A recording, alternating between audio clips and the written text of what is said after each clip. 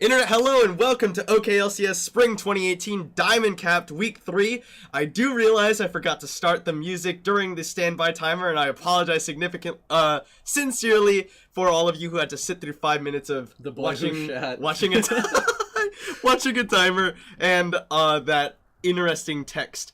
In any case, I'm Alex HNA22, joined by Benjamin Beniona Morales here to cast 4 Diamond Cap games for you today. Unfortunately, the Sky Zero Oklahoma Diamond Rush game did happen before the patch this week. We'll go ahead and tell you that Sky Zero were the ones who were able to claim victory over Oklahoma Diamond Rush, elevating them to 3-0 after 3 weeks, and Oklahoma Diamond Rush sitting at an unfortunate 0-3. We'll have to see if they can turn it around, but without further ado, we'll go ahead and jump into our first game of the day, of the evening, I guess, which is between Wadu and United as One Diamond. And there we go. So as far as the standings are concerned, Wadu Heck is this is the third. I think they're 1-1 going into this game. United as One is also 1-1, right? Yes, that is correct. Okay, so these are both very equal in standings, equal in skill. Yeah. They are also both coming off of a loss in their last week. Yeah. So might be a little bit down, but we'll see. It's like TSM versus CLG. All right, we'll liken this one to TSM versus CLG that we just saw this weekend. So whoever loses is I guess if you haven't watched it, I'll spoil it because you should watch it live. Or I won't spoil it, but whoever loses is the loser and whoever wins is the winner. Yeah, we'll go with that. That way I don't. Whoever wins is the winner, and whoever loses the. Great. Oh, okay. It's like that. All right, let's talk about the game. We actually have a role swap this game. Player one's been playing jungle for Wadu Heck the past 2 weeks, and so this game he's playing top on Gnar. BK13 is playing in the jungle this time as Xinjiao. TF is this, he's playing Azir. Time for Miracle is playing Kalista, which I believe is bug fixed this patch. Bug fixed. Yeah, she used to have a bug where if you get like past a certain attack speed, which was just like 1.7 or something normal, like every once in a while your hop wouldn't hop. And that sucked. Like, you do not want to play a champion that just doesn't work. Yeah, doesn't work as intended. And then Thresh, Kalista Thresh, very, very strong lane. Pretty much playing for lane dominance, but it does fall off because Kalista's pretty short range. It's a very safe lane too because Thresh obviously can disengage the lane, has the lantern. And then on the side of United as One, we have Unit X Titus on Urgot top. We have King Mowgli, or just regular Mowgli with an accent. Just regular. How do you think it would be pronounced? Mowgli? Mowgli. Let's see. It has an accent. Well, in Spanish, when you have the accent, it's like, I think the accent just like changes where you put the emphasis on it, right? Yeah, so instead of Mowgli, it's Mowgli. Yeah, Mowgli. Exactly. Like what you're saying. Mowgli in the jungle, at Ramtor mid, White Magus and King Nobody in the bot lane as Varus and Braum. And so Varus is pretty much after the Kog'Maw nerfs on this current patch. Level 2 acquired by the bot lane. Death Sense is going to land on the White Magus. They get a double play back. Aftershock comes out. The Ignite. The White Magus is going to get rended. It's actually first blood to Weah Boop with the Ignite. Not respecting the level 2 on the side of United as One.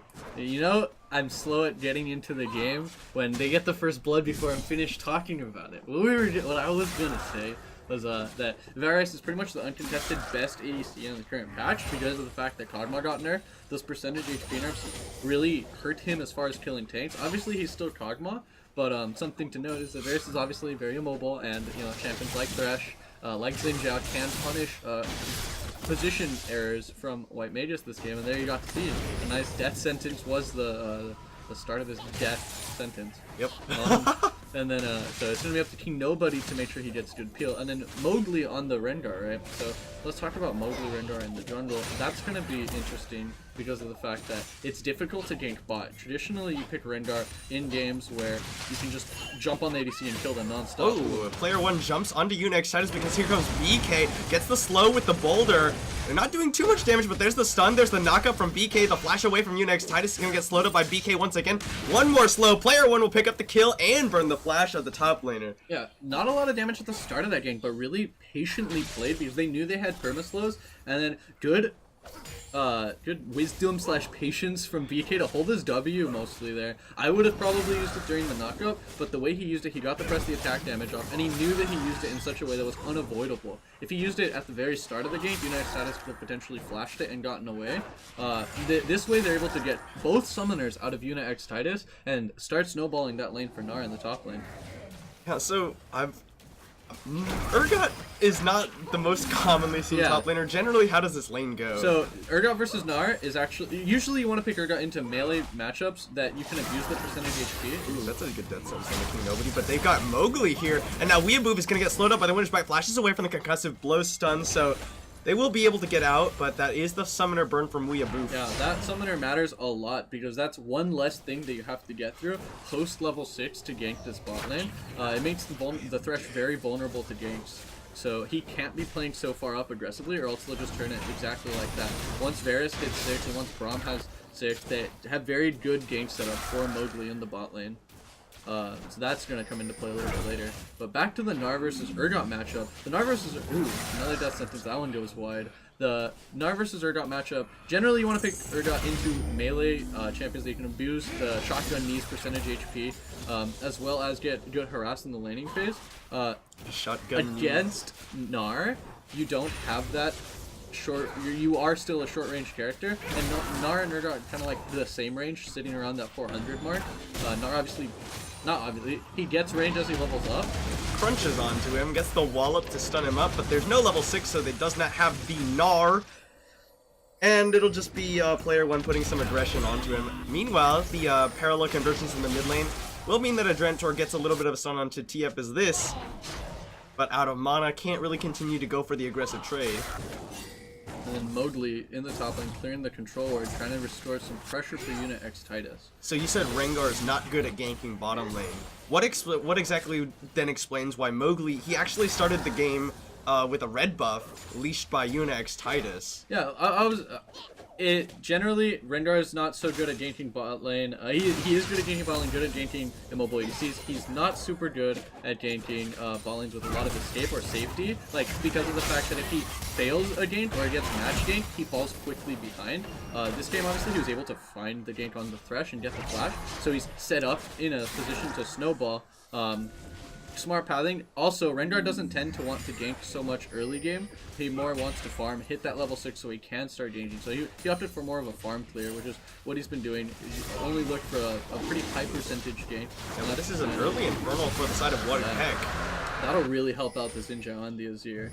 Xin Zhao really likes having strong AD ratios. Ballista has a 0.9 AD ratio on autos, so she generally tends to more like on hit modifiers. But like, that's 4 out of 4. Good. So, do you go for the Gwynsu's Rageblade on Callista now? I don't.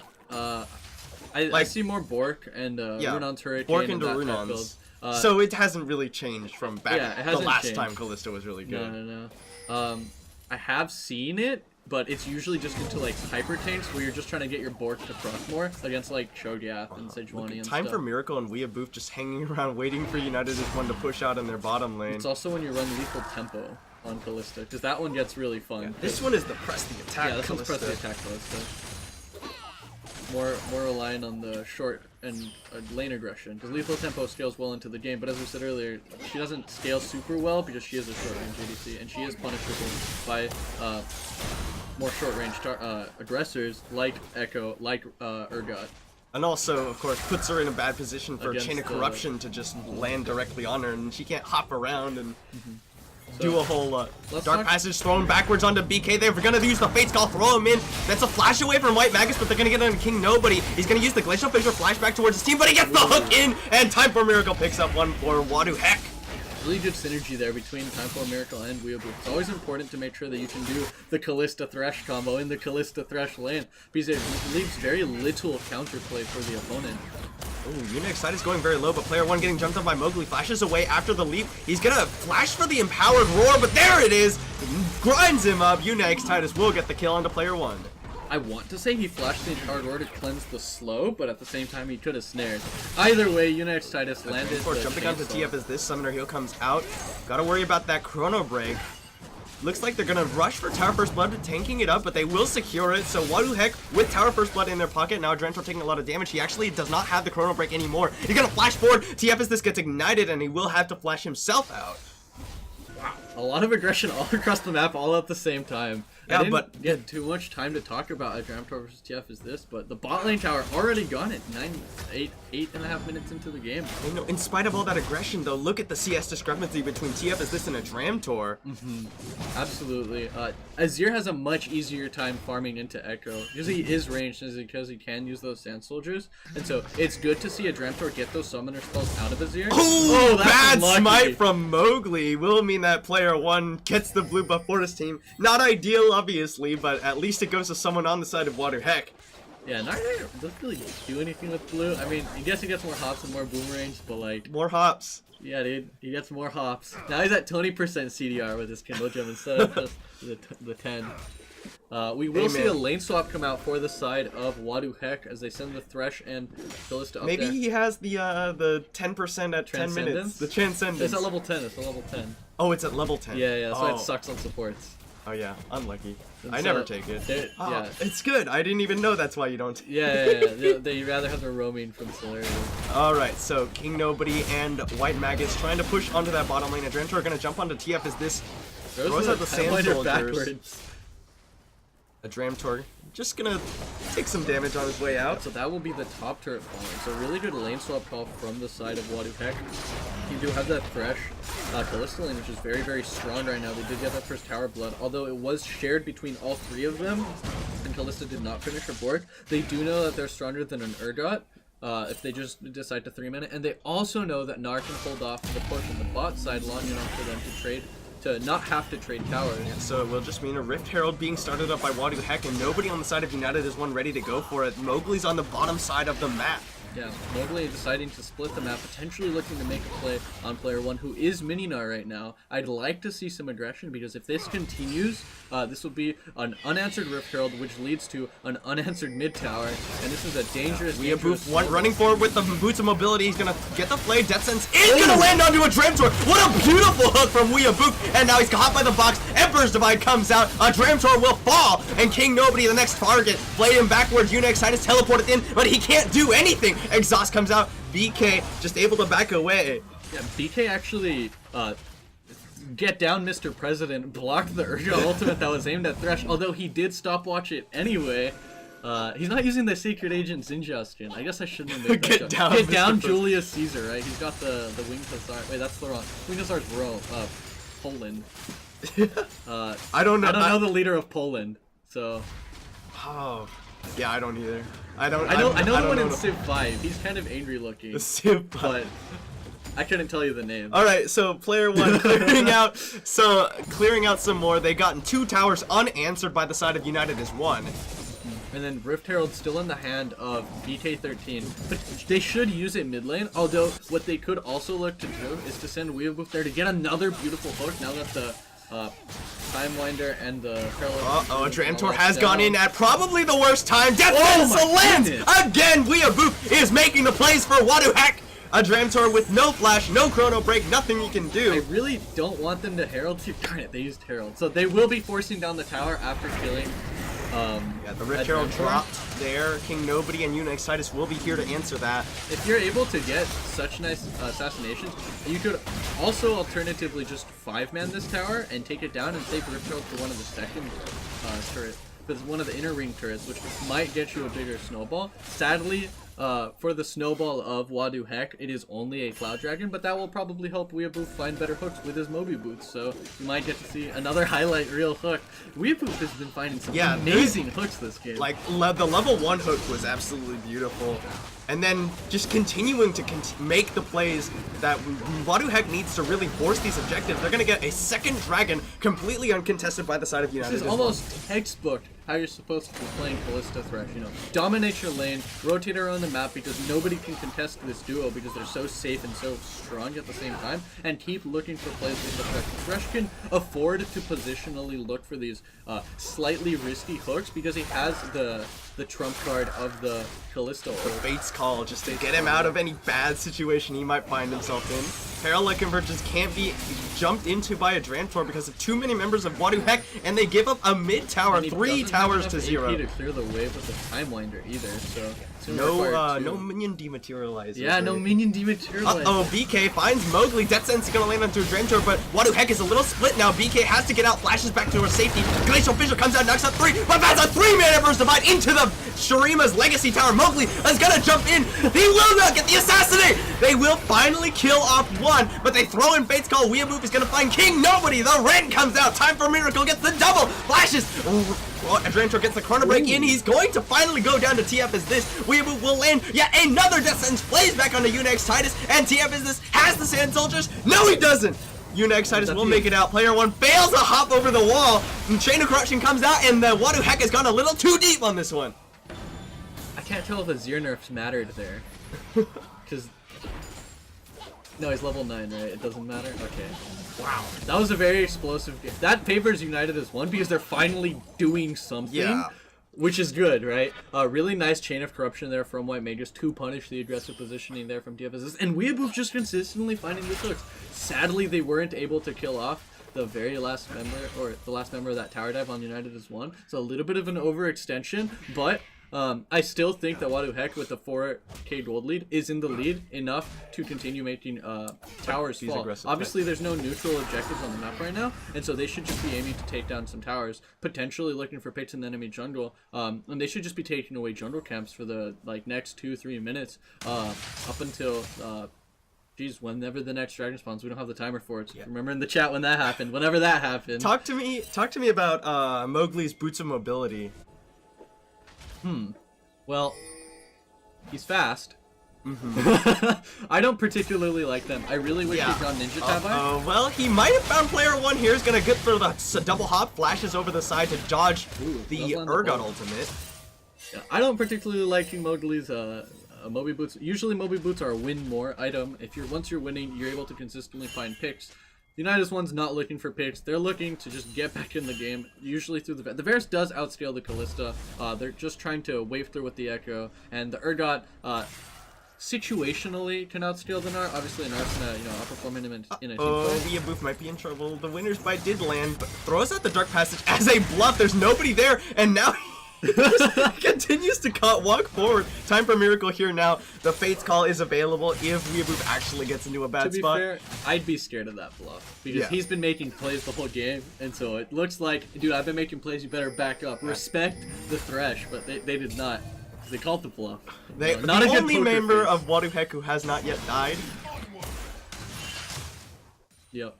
And so, back on the Mobies, why I don't like them, is you've got 3.5 auto Oh no, I agree. Champions, it's just that, if people hear it from somebody else, maybe they'll like it too. I think it's if your ADC is building Tabis, you probably should build Tabis because it means that the game's in a sorry state for United as 1 at the moment. He should still build damage, I think. There's nothing wrong with that. Like, if a Rengar that doesn't do damage is a useless Rengar to the team, but Moby's probably, I would call it an error. Yeah. There's less situations where these Mobies are going to be useful than a Ninja Tab, and we'll call them out the next time it happens. The Chain of Corruption lands, and Mowgli just hops onto him out the brush. So just after I flame him, he decides to go ahead and get a really nice kill. Good on Mowgli there to get that. Basically, calling out Time for Miracle. They're obviously playing a snowball pick. They want to snowball on the Varus, but guess what? There's a Rengar in the bush. Good night. Mobies wouldn't have mattered there. Yep. Tavies would have done just as well. The criticism stands. Yeah. All right, now BK coming down here. They probably think Mowgli's recalled by now, and they're looking to make the play. Oh, he goes inwards! Inwards divide off! I don't think he meant to do that. Yeah, meanwhile, bottom, there's... Dark Passage, and BK will live! And so, Tapies would have mattered there, because as you saw, Mowgli got really low from the fight. Weeaboo is continuing to walk forward. This is the best another bluff. What is he doing? I mean, he has Ignite, I guess? They're so scared of Weeaboo right now. Fool me once. Shame on you. Fool me twice. Echo will just be one. That's a pull from Echo. Oh, really? Yeah. Echo players will get that. Echo. Hopefully this blue buff. 90s kids will know. 90s Weeaboo kids will know continues about to walk forward. The death sentence gonna land on Mowgli. He has the bucks. He has the ignite. Plays him back in. The smite comes down from Mowgli to get some health back. Needs a couple more autos. One more. He can't find it. Oh my and Weeaboo goodness. will finally fall. So Mowgli slightly misplaying there, using the roar too early, but does not matter because he's too tanky. The bucks did Too literally tanky, man, zero too damage tanky. there. Technically, Tabi would have helped there. But Teleport whatever. coming I'll in stop from talking Unit about X Titus. United Heal is one. used to get BK out. Teleport used from United Titus's dragon. Yeah, dragon is spawning now. We don't know what type of dragon it is. We'll see it on the minimap when it shows up. It is. Oh, come on. Camera, please. It's trolling. It's a mountain. It's a mountain. Well, that's an important one. You should contest that. I think both teams are in a spot because United's one's done a very good job of coming back into the game, arguably from Wadu Hex. Not efficient snowball. They've been kind of fighting around the map. Just a little dropping disrespect from Wadu Heck. They had Weeaboo such going a for the beautiful, high level. beautiful 10 minutes, and then they just dropped the ball pretty hard. Granted, credit where it's due. United was one has kept all three of their inner turrets, and I'd say that it's anyone's game as of right now. Maybe for the Rengar that has Moby Boots, slightly less Yeah, his but game. wouldn't you say? I mean, which team scales better? I would probably argue that United is one has the superior scaling AD carry, but that's really the only position thing, yeah, that absolutely. they have. You have effectively 3 assassins because Urgot plays as an assassin juggernaut. For the side of United as this one, and so it's really up to them. They're playing a pick comp, so it's on execution. Pick comps scale just as good as any other comp as long as you execute it properly, and obviously the side for Wadu Heck, they have much better team fighting because they do have a strong front line. You know, Zinja has situational extreme tankiness with his ult. Nard does get situationally tanky with his ult as well. And so, as long as United as one is able to find these picks like they've been doing for the past few minutes, you know, mostly on Mowgli, and for United Titus to get the right places at the right times, and as Ramtor to find the right flanks, Time for Miracle. it's anyone's game. Gotta get the Dark Passage out, but Mowgli is still on the chase, and they've got King Nobody coming up the river. Flash for the Glacial Fisher. They're gonna pull out their support. They look for the winner's bite. The box comes down. The teleport coming in from player one. Mowgli is taking a lot of Ren stacks. He's gonna get slowed up, and he's slowed. And player one gets the kill with the auto attack. Now Adrantor has gotten in here. Time for Miracle will fall. The Death Sentence lands. That's a Gnar into the wall onto King Nobody, but he gets the stopwatch out. They're gonna crunch onto him. The Chrono Break into the back line. Weeaboo still alive. Lands another Death Sentence. BAK going in now onto Adrantor, and United is one falls separated. Yeah, very, very good collapse there from Wadu Heck. That's where you got to see it's the magic of a pick comp happens in the execution, and United as one failed to execute it there. Jumping onto a Thresh and getting flayed out of your Rengar ultimate is not the exact way that you want to start off a fight. Really kind of just, you do nothing after that. But really nice flank there from Adramtor, and this will be a Baron for the side of Wadu Heck. And we have Weeaboo gonna get the Chain of Corruption, the Flash Whoa, he from has nothing. VK, He's and dead. now player one is over the side, and White Magus falls yet again. Missed the damage calculation. A lot of question mark things on this minimap for that one. Misses the damage calculation there. You are not lethality Varus. You are Gwynsu's Varus. You don't do damage unless you auto attack them. So White Mage just misses the kill there. He will be building Bork next, so no Rune on Hurricane, which I'd argue is probably right. If you're going for a pick up, you should probably build the Bork. Helps with your single target damage, but yeah, Baron for the side of Wadu Heck. Red buff now onto Time for a Miracle. That's a pretty big deal because they're about as strong as they're going to get for this next team fight. Frozen Mallet also completed for player one. You wanted a mid-game power spike, you got a mid-game power spike.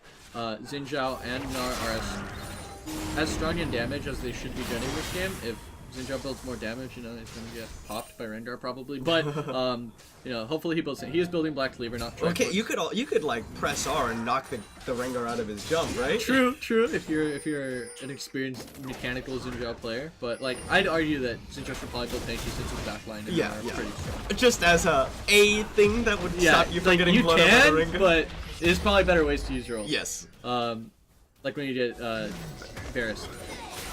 We have praised United as one's Platinum Cap team for all being on the same page, a team that has been playing together for a very long time, but United is one Diamond team. They're a new team to the OKLCS, and a lot of them have not played together for very long. And it definitely is showing in this game. Death Sentence is going to land onto a Drain Throw. They throw up the Unbreakable. Chain of Corruption is come out for White Magus, and they actually kill off Time for Miracle, while Mowgli falls on the other side. The Emperor's Divide will push out the support. BK now going in 1v2, kills out King Nobody with the ultimate. TF is this is going to jump away from a Drain Throw with the help of Weeaboo. Player 1 now running away. He's in the base, gonna flash away from the side now, but BK goes in. Dark Acid not gonna be able to get him out of there. Yeah, so speaking of ways to use your Xingqiu ult, it's actually bad to use it as an execute because it does current HP damage, and it's actually even worse to not have it in a 1v3 when you're diving into the enemy base. And so a small, I would say, execution error from the side of Wadu Heck. Although they have Baron, this is not an efficient way to close out our game, and this favors United as one. All those random deaths being thrown around. Don't execute the blue. Okay, good job. Close, good job. close. Close. He does secure his own blue buff. No, that's the enemy blue buff, though. Yeah, the enemy blue buff for himself. My bad. And so the longer this game goes, the more likely it is you get picked. Is the thing. Pick comps tend to fall off around 4 to 5 items when people want to be grouping for team fights, but they tend to start getting stronger again once everyone reaches 6 items and the map darkens and there's no control wards being placed anymore, and it's just the support in the jungle who hopefully goes green smite. Not what BK did this game, but yeah, I wouldn't say it's wrong. Like, yeah, the Xingqiu's red one smite of the more benefits a red lot smites. from the red smite. I'm You're just right. saying, if it gets to 6 items, I could see United as one winning due to the fact that... Time for Miracle gets slowed up, and he's going to be caught in the parallel convergence. Has to hop out the side, but he's going to take it. Unex Titus just grinds him up a little bit too far forward, but player 1 going very ham. He gets the gnar into the wall and just executes down Mowgli. Now Adrantor is going to get hooked with a boot. What are you doing?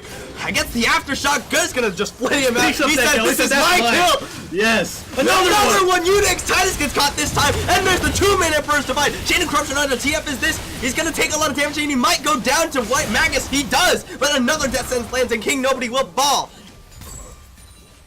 Weeaboo is nutty, dude. Holy, Weeaboo is really a monster. So that's really good that Wadu Heck has practiced this thresh to the point where this is the type of comp that you want to thresh on, one that can make plays for his teammates. Oh, but look, BK's coming around. They want to dive onto White Magus. A Death Sentence will land to start it all off, as is standard. BK getting jumped on by Mowgli. They've actually killed player 1, and White Magus will die to the ignite from Weeaboo. BK is going for the red smite onto Mowgli. Burning away, just gotta jump onto it. The Death Sentence flashed away from by the jungler of United as one, throws out the empowered Bola. Yeah, BK there actually got a triumph heal off the death of White Magus, and also red smited Mowgli. So Mowgli was not expecting such a tasty Xingqiu in that fight. Holy cow. What a... Oh, Drantor now jumping on the BK. BK might have overstayed a little bit. Good night, good sir. BK not having triumph or red smite for that one. I mean, that's the type of stuff that you gotta be a situation. They just walk. Oh, they're teleporting for this dragon. They teleported Unex Titus down here. They don't want to give up double Infernal to the side of Wadu Heck. BK is dead, so there was no chance of a smite steal. A little bit early on that smite from Mowgli, but it won't matter. Baron will be coming up in 2 minutes, so I'd say pretty decent teleport to use on that Infernal Dragon. It's pretty important that you do pick it up. On a pick comp, obviously, the limiting factor is always if you can actually kill your opponent when you make the pick. And this is going to be a 5 elemental dragon game because they've still got... Oh, Emperor's Divide! Oh, blocked by the Unbreakable! I didn't even know that could happen. Holy cow! Beautiful play by King Nobody to keep his team from running into the tower. Usually when Brahms shield backwards, you want to flame him, but this time, King Nobody, I didn't even know he could do that. That was really cool. He ignores the knockup for the rest of his team. You know, his team's unstoppable, by the way. And then that will be, they get unpunished for going for that tower. Oh, player 1 looking for a Dramtor, misses the wallop and the boulder, so he'll just flash some emotes. Yeah, and so vision control now being placed towards the Baron. It's nice to see it happen a minute beforehand as opposed to right during, especially against a pick comp where they excel on the dark minimap, as I said before. Weeaboo able to go in there by himself just because of how threatening he is. Yeah, he'll just throw a lantern behind him and it's suddenly a quote-unquote 1v2. And so Mowgli's slowly pushing up the vision that he does have. He went Green Smite, good for him.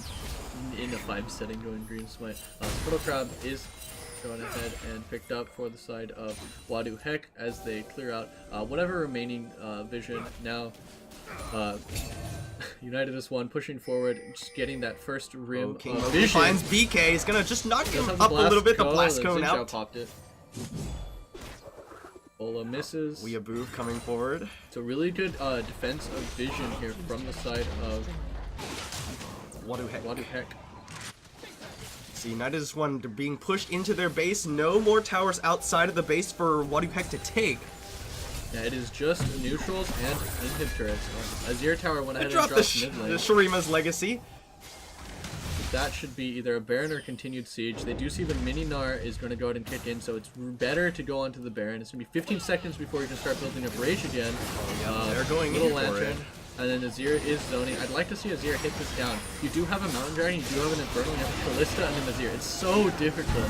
Yeah, okay, they're using Mowgli's ultimate. There's the Glacial Fissure. Uses the Emperor's Divide to keep him out, but it will be secured by BK. Now, who will win the fight? They knock out a Drantor. The TF is this is going to get out of there. A Drantor goes in. Chrono Break. They're not able to kill up player one. Now, they flip him over. Unix in the middle of the fight. They're throwing at the soldiers, and Unix gets blown to bits. A Drantor with a 4-man parallel convergence, but it's not enough. They don't have the damage. A Drantor will fall.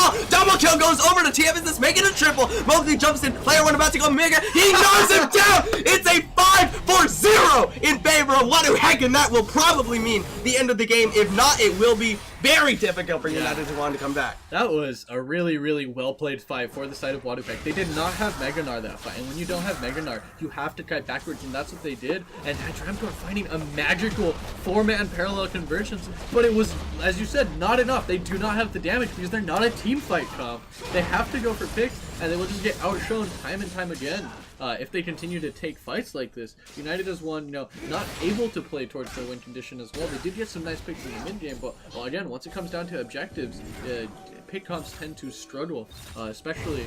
Who's overstaying this time? They're not gonna be able to catch Good them. for them, not getting caught. So The inhibitor that will falls be in the mid lane in inhibitor. favor of Did Wadu top lane Heck. tower die? No, it's just Not dangerously quite. low. Okay, so teleport is available for player one. Unix Titus' teleport is still down. Malmortius for player one. Really? I don't know how I feel. I do know how. It's How do you feel? Mob procs at 30% HP, Urgot procs at 25% HP. Right? If he's worried about the fact that White Magus and Adrantor will be the ones to break him past that Urgot HP, that's why he'd build it. Other than that, Sterax is really good on Gnar. Like, it procs only if you're Mega though. But if you're getting hit by an Urgot, and if you're worried about their carries hitting you, you probably should be Mega. I see he's building now towards the Guardian Angel. I probably would have itemized that first because it solves both problems, the Urgot and it's always up. And the sooner you get Guardian Angel, the sooner you get to proc it twice, Yeah, if you get grinded up by the Urgot? You just stay there in your GA. Yeah. Oh, okay. You could. The cool way to do it is even if the Urgot hits you, you can actually stopwatch, which he has right now, to time it out, or you can stopwatch when the chains come out before they hit you. You can also Yasuo. Oh, this is a good parallel convergence. Is not going to find the stun. They're going to get out. BK actually goes in. There's the Glacial Fissure being used by King Nobody. And he's going to knock them all away with his ultimate. He's not taking any damage yet. The teleport being channeled by player one to come down and join the fight. DFS goes in. Emperor's Divide flashed away from by White Magus. And it will mean nobody dies just yet. Yeah, so... Oh, player one going to hop in, gets the wallop onto one. Unix Titus, there's a Gnar onto King Nobody just to knock him back in, but he's gonna have to use the stopwatch here. TF as this goes in, Emperor's Divide not available, they're gonna suppress him down. Unix Titus will die, and they couldn't even kill up player one. The double kill for time for Miracle. He's gonna throw in the Fate's Call, knocks out both bottom laners to United as one. They catch a death sentence. We have Boop with one more hook to end the game. Ace for 0, and Wadu Heck will go 2-1 after 3 weeks of OKLCS. Yeah, really. I'm hesitant to say cleanly played game because there were a lot of takes that shouldn't happen if you're winning so hard. But very nicely executed early game and very nicely executed late game. Wadu Heck only showing that they had that awkward mid game dip in what they were doing, and it looked like any plays that happened near Booyah Boof were good, and any plays that weren't happening near Booyah Boof were kind of Wadu Heck is going on. Wadu Heck is going on. Nice win there from the side of Wadu Heck, and I guess they're They're 2-1 now. Yeah, they're 2-1. Whoever wins between TSM and CLG, they're that one. That one. Whoever wins is the winner. Whoever loses is the loser. All right. So we're gonna take a short break. We have 3 more games of Diamond Cat for you today. We'll see you in just a few short minutes. Thank you all so much for watching.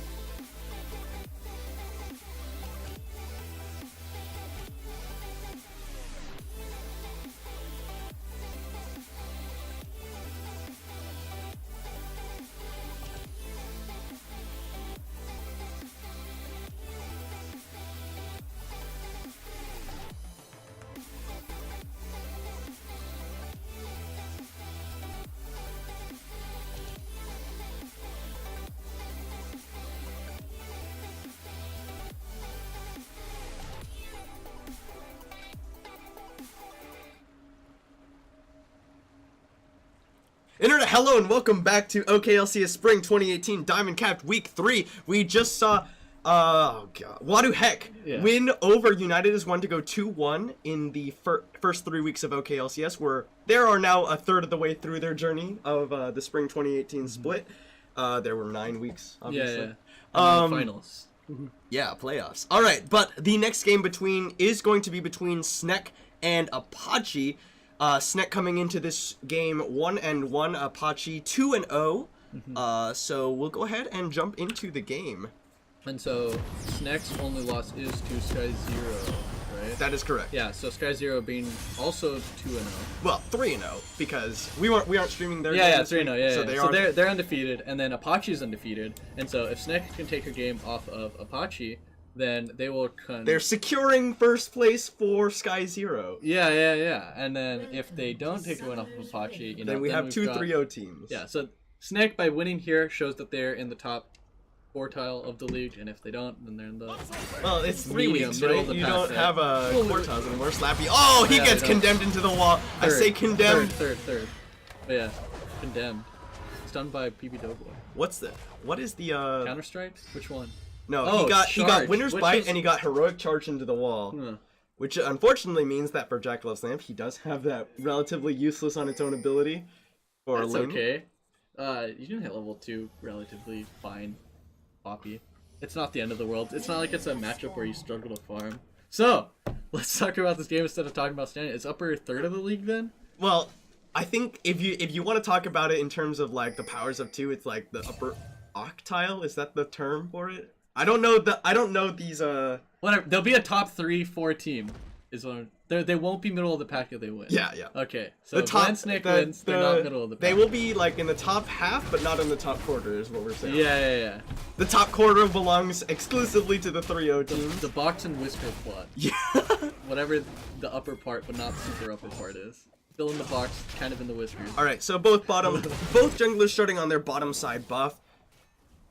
That is going to be. Let's talk about the teams, right? So Jackal Lamp on Poppy versus Slappy's Cho'Gath. This is a lane that Poppy can get some good gank setup in against the Cho'Gath, and Jax obviously loves to have sustained damage fights. So Slappy's got to make sure that he does not, position himself near walls, get Counter Strike leaped on. And he does not get just chunked out in general by Jack. But if all goes well, he's going to become an unkillable monster in the side lane. Cho'Gath will outscale the Poppy, and actually has very good job killing the Poppy in general because of the fact that he gets to ignore a lot of Poppy's bonus resists at low HP, because when he's low HP, he obviously wants to nom on the Poppy. Yeah. Little Yordle snack. In the jungle, we have Aikudo on Jarvan and Sci-Fi on Jax, and ooh, they meet up. Yeah, Sci-Fi is the one who picks up the Scuttle Crab. Yeah, and so he has already recalled actually. Sci-Fi has. He picked First Blood. Yeah. That's why his jungler is so healthy. I'm like, dang, he's a really healthy boy. So one of the things about this match is the Jax has been continuing to see more popularity, especially now that the Jarvan and Sejuani nerfs are live. We will probably be seeing more Jax, and it's really cool that Sci-Fi has been playing this pick. It's been played in LCKs. That's like the 3rd or 4th most played jungle pick after all the bans are through. Counter-Strike looking for Renji. He's not going to be able to find it. Just a prank. Flash taunt from Echoed Voice, but that means Aikudo is coming in. They get the good knockup from Renji's E. Tectonic Disruption comes out. Sci-Fi is going to go down. He does. Unfortunately, refreshing Aikudo's double buffs. Yeah, so... Rupture going to land onto Jack Loves Lamp. He's going to use the Hammer Shock to try and trade back. Does get the Grass proc. So, and that will be a shove in for Renji, able to... A little bit ambitious from Echoed Voice to go for that Flash taunt. Sci-Fi didn't have any of his abilities back up. Sci-Fi did miss the initial part of the game, but Echoed Voice forced it, and you'd never want to force something against a Jarvan who we know is on that side of the map, who does have strong early game presence. Kind of a mismatch in junglers there, right? So Jarvan should be looking to make proactive plays because he will get outscaled by the Jax. Slappy getting some good trades with the Vorpal spikes on the Knowing that Jax isn't a threat allows Slappy to play super aggressive in this matchup. So Jax, after that, kind of lame death, he has decided to go the red smite into the boost. Hopefully he can pick up some more skirmishing later on into the game, but this will be neutralized gold for the whole game. It's only a 300, 400 gold lead, which mostly just comes from first blood, extra gold. Yep, I guess that's really it. And then just people having to catch the waves as they push into them. And so Aikido now securing vision on the bottom side of the map. So, Blasting Wand, so is he gonna go for the Rod of Ages on this Galio? Oh, Necro Voice. Yeah, so I've seen a lot of more damage heavy Galio builds because of the fact that we do see a lot more tanks. And the truth is, it does a surprisingly amount of damage. I even see some Galios go electrocute. However, after the aftershock buffs, which Echo Voice is running, that's also a little bit better for Galio because of the fact that you get the aftershock gives you more flat resistances, which Galio loves, especially when he lands the taunt. Oh, flash counter-strike from Sci-Fi, but Renji still had both summoners up, and here's they taunt up Aikido, but he already got the flag and drag off, and now Sci-Fi is taking a lot of damage. It will be Aikido with the kill with the last auto attack. Yeah, a lot of really sloppy games from Sci-Fi and Echo Voice not playing the 2v2 well together, and then Aikido just coming in afterwards. They're just not on the same page on these ganks. Echo Voice flash taunts when Sci-Fi has no cooldowns. Sci-Fi flashes in for the counter-strike when Echo Voice has no cooldowns and is also like very far away. Yeah, and so that is just a lot of free kills for the Jarvan, and so yeah, just because Sci-Fi's building tank, we don't get to see. I mean, he builds tank regardless, right? He did that last game, but we won't be seeing more damage heavy jacks right now for this game. That will be an Ocean Dragon for the side, unless it's a steal from Echo Voice, but an Ocean Dragon for the side of yeah, just throws out the Winds of War, just trying to be annoying. Renji does have all of his cooldowns up, and Echo Voice, gotta be careful. The teleport coming in from Slappy. It's secured by the winner's bite from PB Doughboy, so Snake will get the first dragon of the game, but it will mean another death on Sci-Fi's hands, and Echo Voice has to use the Justice Punch to get out, but I don't know if it'll be enough. Aikido has flashed already, he's using the Flag and Dragon to knock up. There's the Life Form Disintegration Ray, and Renji will pick up one. So I used to compliment Sci-Fi for having 100% kill participation. That still remains true. But up until the death of Echo Voice right there, he also had 100% death participation. To be fair, everyone on Snake has 100% kill participation right now. That's true, that's true, that's true. Yeah, they all have assists. Good point.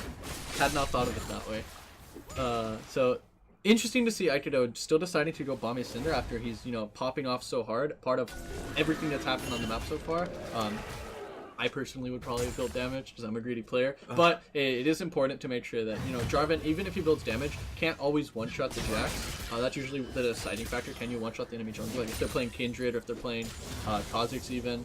And so good teammate that he's building tank, and so he can lock down Karamat, and he can lock down, you enter the fight with 3.5 tanks that Snake has drafted this game. I call Jax half a tank because he's a tank half the time. Well, I mean, with a lot of the conventional Jax builds, you see him going basically full tank. Yeah. Hopefully he'll full tank this game so he doesn't get popped. With a lead on Jarvan, right? It should be enough base damage to threaten the Jax, but obviously late into the game, you won't be one-shotting him, which is where the deciding factor comes in. So very aggressive trades here from Jack. He's able to get good grasp procs off. He does have the Spectre's Cowl finish, so when you build Spectre's Cowl on Poppy, you kind of want to abuse the health regen that you get, because Poppy doesn't have sustain in her kit inherently, so with Ocean Dragon and with Spectre's Cowl getting grasp procs, she's kind of able to match Shogat's sustain a little bit better, especially if she's able to use the shield during these trades, as you can see right here, right? And so as long as she's constantly trading and then backs out, anytime that Spectre's Cowl is not healing her, Ocean Dragon's healing her. So she constantly just has more HP regen than Shogat does. That might be a way for them to get Jax back in the game, is ganking up there. Something they should be worried about is obviously if Jarvan gets the read on that, he's going to be able to counter gank. Yeah, and this Jax Aikido does find Sci-Fi in the jungle here, and Sci-Fi's actually going to jump onto Aikido, who flag and drags out. He knew he had the backup from Jackalop's Lamp on his way down. Able to play a little bit more aggressively. Aikido playing more for the team, also with the green smoke. Ooh, Sci-Fi? Oh, okay. He just jumps on to kill a ward. I thought he was gonna... Yeah, very aggressive gameplay from... I wouldn't put it past him this game to jump on that. It's a fair assumption. And so as far as CS leads are concerned, credit where it's due. Echoed Voice managing to keep in a pretty decent CS lead. Does not hit the wall there with the heroic charge. Oh, and Aikado's here gonna. Oh, what a nice cataclysm from Aikado rather. He's gonna dodge the keeper's verdict with the unstoppable ultimate. That one gets that was slow really clap. nice. Really from nice. Aikado. Using the unstoppable. Depending on how close you are to the target, it's actually harder. Yeah. Harder, yeah. So really well timed there for Aikado to get that gank.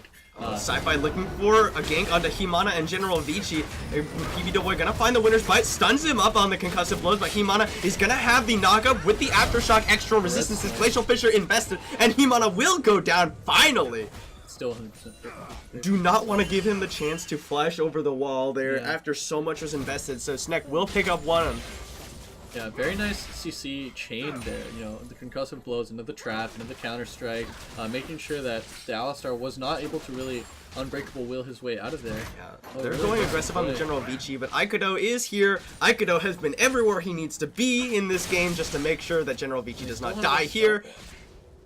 Let's talk about stopwatches, because I don't want those to sneak up on us, right? Tristana, Velka, everyone on the top side of the map has a stopwatch. No, none on the top lane. Jungle, mid, and ADC have stopwatch for the side of Apache, but only PB Doughboy of the side of Snek has a stopwatch. And so this is after the changes to stopwatch. We'll be seeing a lot less, hopefully, in OKLCS. Now that it's been made kind of like a less free gold rune, going stopwatch and boots for a free 300 something, 400 gold in your inventory. Disgusting. Yeah, glad that was changed. You can still go stopwatch versus champs that are. I'd like to call them good voice. Caught by the stopwatch. tectonic disruption. Gonna justice punch out. Ooh, close on Himana with the knockup. Usually you say Olay to the bull, right? When Olay. the charge. So Olay from Echoed Voice. Does that Olay echo throughout the summoner's Oh room? my gosh. Alright, Feast used by Slappy onto Minion just to continue getting those stacks up. And so this is kind of that point where Cho'Gath starts taking over the game. He does have the Righteous Glory build, doesn't decide to go for the Tabai, decides that Sci-Fi and Tiamat won't be as much of a threat as the CC lock from the side of Lancer, which I'd agree with. You're most likely going to die from getting stun locked and not being able to get to your target than you are from... Caitlyn's not a particularly good tank shredder. Jax is behind, you don't have to worry about him doing tons of damage. No Triforce. Tons of damage with the Trinity Force. And then actually a lot of people are like, well, Poppy does AD damage. But Poppy also is mostly a utility / CC pick, which he uses the hero charge on the cannon to last hit it there. Make sure that he doesn't miss it. Yeah. Did just throw out the buckler onto Slappy. Cool little Poppy mechanic. As far as other items being built, Renji now has the Morellonomicon, which will let him clear waves, and as we said Starting to earlier, really lose out on these trades.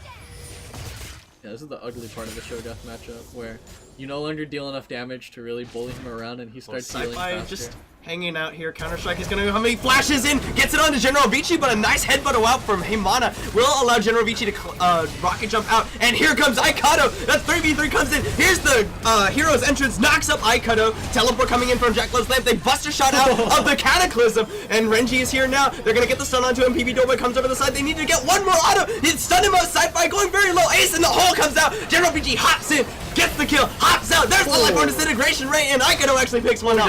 Nice kill from Karamat, and Good Voice is actually flashed in, but now he's in a 1v3 situation, gets stunned up by Himana, knocked up by the Tectonic Disruption, and it will be another kill. Aikado on a rampage!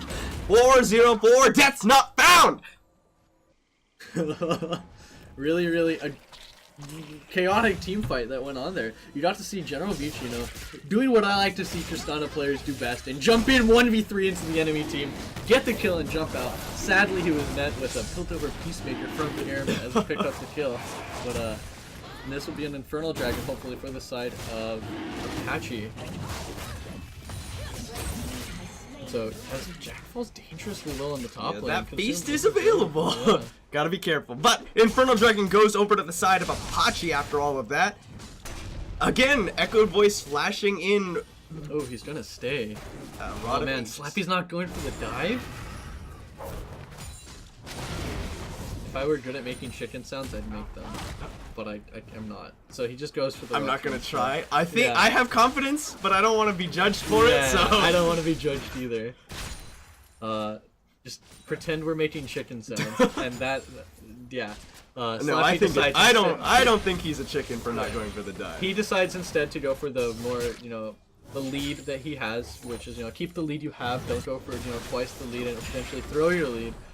He has the CS advantage, he decides to go with that. The winner's fight on to General Vici. Karamat will decide to stay. And then he gets a better recall than Jackal Lamp.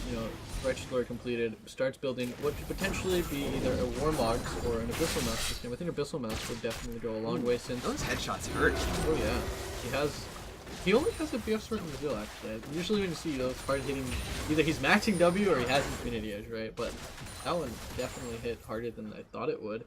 Maybe just got a lucky crit on it. There's the double knockup from Himana. They throw out the Unbreakable. PB Doughboy trying to protect Karamat. Will successfully Unbreakable will utilize, so they do not have that as a dive tool, and they're definitely looking to dive with Aikido coming around ready to come behind. Good read from Echoed Voice. Does start hovering towards that bottom side of the map in between waves. He does have to return to the wave now, which gives them an opening, and you can see that that's communicated because they back up from the tower, just taking pot shots, big game hunting. On Caitlyn. Yeah, unfortunately, the Emperor of Demacia is a little bit too big of a game, and now they jump onto him, Counter-Strike into the heroic charge, but they're not doing any damage to Slappy. They're slowly rotating him down. The Keeper's going to be used. He does get the Dirus Flash!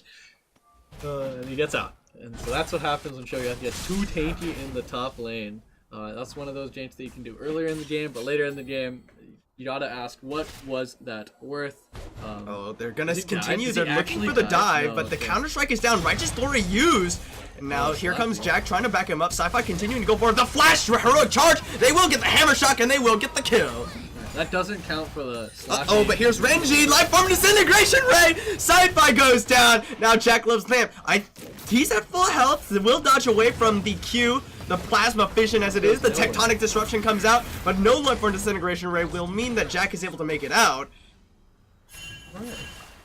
That was definitely slapped. He kind of overstayed in the top lane. If you know the Jack's there, I'd actually probably bet staying under your tower is the best bet because Cho'Gath does have enough disruption pools and can stay up there, and under the tower the feast is a little feast is a little bit more of a threat because you can choose whoever the tower is focusing on. And then a good roam there from Renji to make sure to pick up the kill that Slappy was not able to get. Sadly, that does not contribute to the top lane MVP crown being taken away, because that was not a 1v1. Okay. So, you've played against, you, Jack Loves Lamb, and Slappy are both players who played in OKLCS for a while now. Yeah. What do you think of, and I mean, take it with a grain of salt because you are a player here, but what do you think of the two top laners in, your experiences with them? For Jack Loves Lamp and Slappy? Yeah. So Jack Loves Lamp, in my opinion, very good at the champions he plays, and then he plays a lot of weird, unique picks. So he tends to be unmeta-able, where like this game, right? Poppy is not a super meta champ. He, in the past, has played like Nasus and Heimer, and when Nasus and Heimer get strong, he doesn't play them anymore. Sadly, they got nerfed, right? But he'll play champs regardless of meta, and then when they get meta, he stops playing them. Genesis is too cool, right? So he's like the hipster of top lane. Sci-Fi gonna flash for the counter-strike onto Renji. Red Smite comes out, but the flag strike from Aikido will force Sci-Fi away. The Plasma Fission comes out. Here comes the hero's entrance. They flash away from it. Aikido on his way out. And to continue on the Jack Loves Lamp thing, since he's unmeta-able, right? He usually plays. Oh! Heimana goes for the flash knockup onto Karamat. Lightborn disintegration ray will be enough. Sci-Fi drops the Rift Herald and gets caught by Cataclysm. Immediately hops out to a ward. Apache ready to chase him down. They say, "Alright, Rift Herald, go do your thing because we want Sci-Fi." They get the knockup, they get the second knockup, and the Plasma Fission will get the kill. Righteous Glory popped by Slappy, looking for Jack Loves Lamp. He's gonna slow him up. He gets the silence. Good silence from. Does he keep Slappy. going? No, he does not. He just gets the silence. Just tells him to be quiet. Headbutt the Rift Herald away from the tower. He is on the Gentleman Sugar, so we can yell silence whenever he. Oh, he says quiet. Oh, he says quiet. Yeah, he Let's says cast quiet. it. Good knock into the wall, but here comes Aikido. They get a good two-man rupture. The Flag and Drag not used, but they will use the Glacial Fissure to keep them away. You see Slappy here, just has enough HP to just randomly go in and take tower shots, no problem. Jack, unmetaable. Jacked unbeatable. Basically, he does play the champs and he plays them very well. He knows the matchups very well, but since they tend to be weaker, as long as you yourself know the matchups that he's playing that are kind of weird, right? You should theoretically win more often than not, right? Like, for example, Cho'Gath, slightly more meta champion than Poppy. Obviously, he should not really be afraid to pick the Cho'Gath into the Poppy as long as you're comfortable in that matchup. And then for the side of Slappy, he claims to not want to play meta right. He wants to play carry top, but then like last week we saw him a bunch on Ornn, and then this week we're seeing him on Cho'Gath, right? Ornn is basically a carry top, Ornn's right? basically a carry, yeah. So like of the tanks, he picks the carry ones. You won't see Slappy too often on Maokai, and then in the past, there's the concussive blows. Oh, close. There's a good Caitlyn combo, yeah. Alright, Snek ready to posture around this dragon, but so is the side of Apache. Infernal Dragon would be the second one picked up for Apache, and if they don't go for this fight, it is 100% Apache's because Slappy is here with the feast. And it already has roamed down, no teleport is necessary.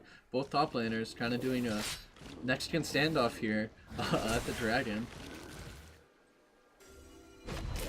Sci-Fi coming in with the counter-strike, but he's not able to get in there with it. He goes in anyway. They knock out Aikata. Life Form Disintegration Ray coming through. Jackal's Lamp is going to get the interrupt on it, but it's a little too late. Echo Voice and Karamat on the run now. They rocket jump forward with General Beachy. Throws in the 90 caliber net. Flag and Dragon. The Cataclysm finds Karamat, forces him to flash out immediately. Echo Voice throwing at the Winds of War just to do what he can, but Himana will get the combo. They'll get the slow. Echo Voice taunting up for a little bit of damage. And he'll go down. Renji goes unstoppable. General Vici rocket jumps forward yet again. And it's a 4-for-1-0 in favor of Apache. Yeah, Apache, you got to see kind of like the slightly weak engage that Landsnake has drafted this game, where Galio's a disengaged tank. Jack's not the strongest engaged in the game, especially when compared to other junglers like Sejuani and Jarvan. And then Poppy is also a disengaged tank. I think the idea behind that was Sci-Fi said, alright, I missed the Counter-Strike, but I can still jump in with the hero's entrance. Yeah. But they didn't get the hero's entrance off. And Sci-Fi just dies in the middle of the Apache, and they just run down the rest of Snek. Sci-Fi is deciding to build the Triforce, so he will be getting tons of damage, but will he be doing tons of damage? That's the question. He has the most deaths on his team at the moment. Definitely going for a very high risk, high reward playstyle, jumping into fights that I wouldn't be jumping into. Kind of spooky. But I think this is a different strat than we're used to. It's the I'm already behind. If we just keep on trying things, my gold, my death isn't worth anything, and if all of his high risk, high reward have a 10% probability, if he does 10 of them, one of them's bound to work, right? Something like that. Statistically, that's not true, but it does get so bigger. Oh, there's a flag and drag into the knockup from Himana. Good two-man Tom from Echoed Voice, and Sci-Fi's just sort of watching him die, but he hops over, gets the counter-strike in. Here comes Jackal's Lamp. He gets headbutted down. He's gonna headbutt Slappy back in. And then they gotta run away. They flash away from Life Form Disintegration. And that blast comes right and killed Jack. He gets feasted. BB Doughboy now the target of the Cataclysm. Aikata is not quite gonna get stunned up by the concussive blows, and that will be the signal for Apache to look at the Baron. Maybe not 10. Infinitely many low probability plays. Yes, one of them will win. Apache going for the Baron. They don't have the feast. They used it onto Jack, but I don't think that Snek is going to even try to contest this one. The heroic entrance is up. Baron will fall. Oh, early smite there from Mikado. It is actually picked up by General Vici, but Snek on the way out. They will not get caught here. Karamat was even pushing that Raven to the tower while that was all happening. So. An 8k gold lead for the side of Apache, with a comp that I would argue outscales simply because of the fact that Jarvan with a lead is different than Jarvan in an even game is different than a Jarvan from behind. So Jarvan with a lead scales very well. Cho'Gath obviously outscales. Tristana and Caitlyn scale about equal, but I'd argue that Tristana, does a little bit better. Tristana does a little more damage, but be in more places in the team fight and focus down one target. Once Caitlyn reaches like 4 crit items, like she gets actually pretty scary with her traps, especially since they for some reason Sci-Fi gonna find Aikado, gonna get the counter-strike off, but that's all of Apache standing there on the tower. They can't commit to that one. There's the Tectonic Disruption. PB Doughboy doing what he can with the Unbreakable. Oh! That's the tank. Life Form Disintegration Ray! That's the tank, Renji. You can't do that. We're supposed to not die when we walk in for our carries.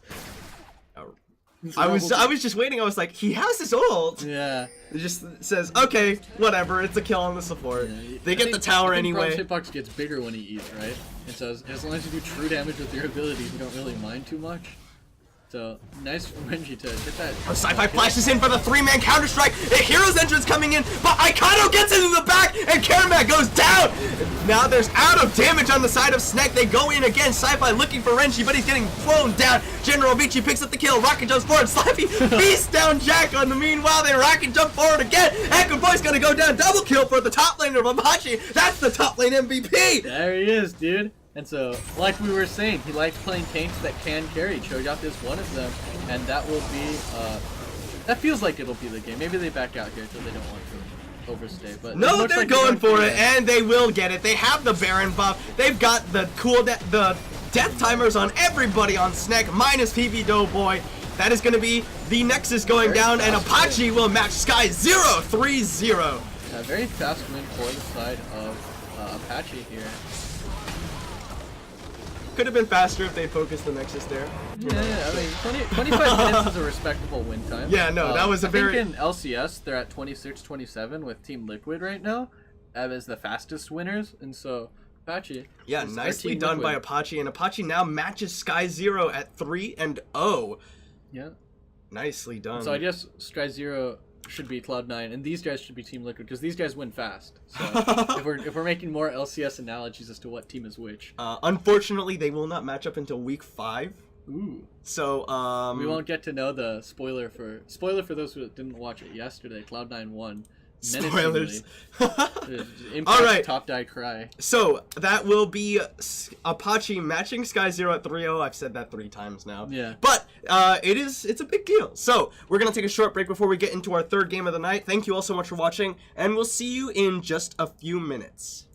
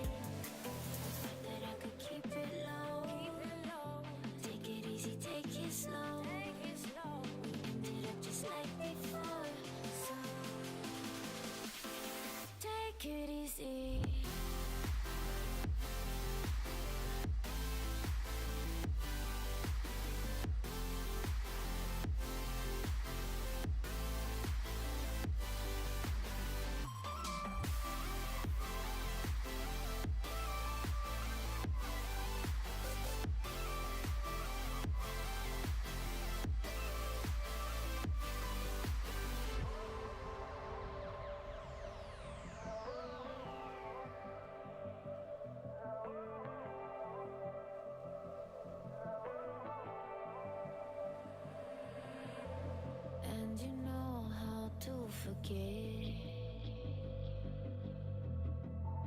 all the wrongs and every reason why we've changed. And there's a storm inside my head, it's getting me in trouble, baby, and I can't break away. I thought that I could keep it low, take it easy, take it slow. We ended up just like before, so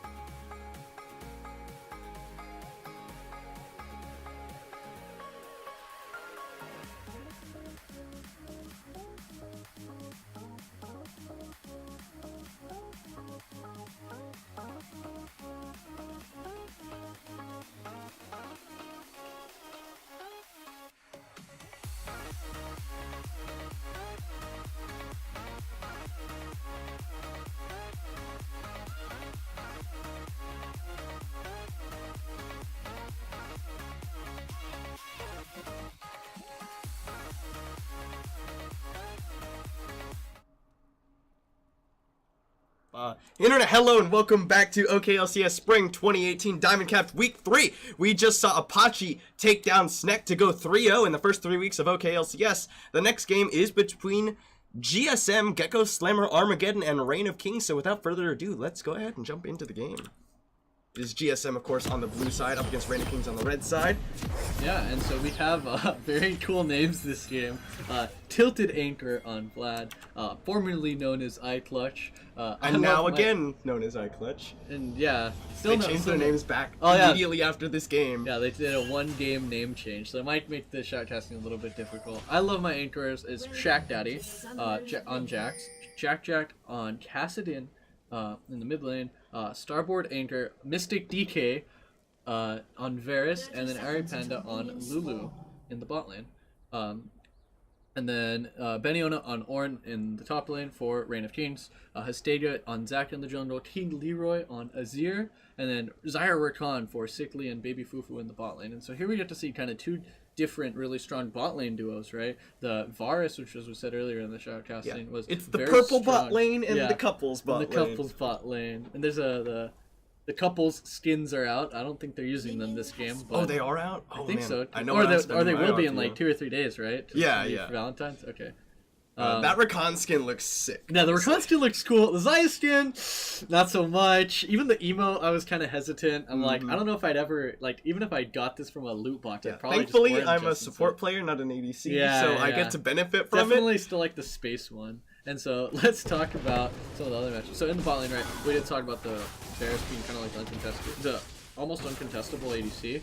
Zyra Rakan, almost uncontestable duo in the bot lane. And so two very strong duos that Zyra Rakan do fall off a little bit compared to the Varus as far as DPS versus tanks is concerned. Luckily for Xayah, side of GSM has no true tank except for the Jax, who's again situationally tanky. Catch him with his ult down and he's not a very tanky boy at all.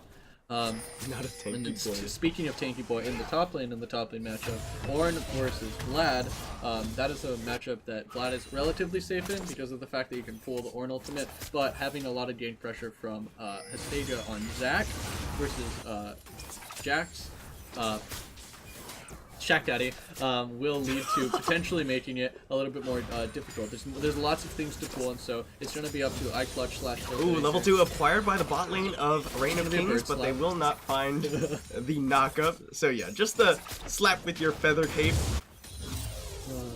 And so it'll be interesting to see how Tilted Anchor plays this matchup. He does have the Spellbook, does have the Ignite, looking to play the lane aggressively. Spellbook though for Beniona as well with Yeah, the Ignite. with the Ignite. Generally, you want to see Ornn's taking Grasp, but obviously if you're in a range matchup that you can't auto-attack a lot, you might choose Spellbook for a lower teleport cooldown, although that was nerfed on this patch. Ooh, there's a good clap from Beniona, but here comes I Love My Anchors, not gonna find the counter strike. Beniona walks straight up.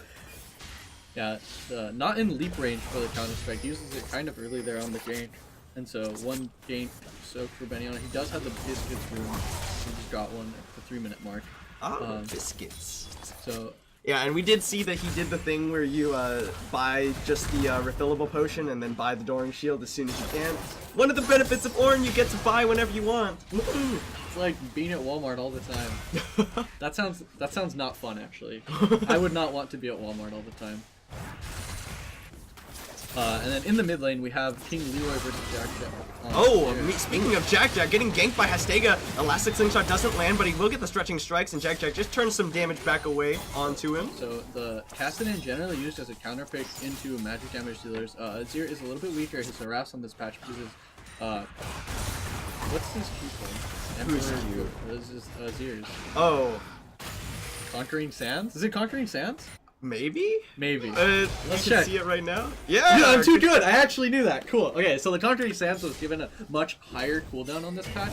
Levels 1. Oh, through meanwhile, 9. I Love My Anchors ganking onto King Leroy. He's gonna have, well, it doesn't burn his summoner. Just walks away, but gets chunked out of lane, and we'll have to recall for that one. Is not running Spellbook. That's what we saw before. He is now running Comet instead for greater harass. I was saying that Cassidy is generally picked as a counter-pick into these magic damage heavy team comps. All three of the topside dealing primarily magic damage because of the fact that he has his passive which reduces magic damage as well as You his clearly shield. have not played against AD Zach. Yeah, I have not actually. I have not played against AD Zach. You know, the champ that one of his abilities gets turned, one of his autos gets turned into an ability. Yeah, exactly. Can that crit? I have no clue. That'd be so weird. Oh, you mean when he knocks them into each other? Yeah, I don't the think second that one. can't The second crit. one. That can't crit. The okay. auto attack itself can crit, but you won't get a crit off of knocking them into each Oh, other. okay. That'd be nuts if you could like.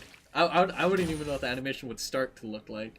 But so it'll be interesting to see how much game pressure his Stadia can get out onto the top side of the map. Tilted Acres or iClutch is a little bit more difficult to gank. Jack and will be the center of attention probably for Hastaga's ganks, and then it'll be this immobile bot lane once Hastaga gets a little bit more points into that the leap.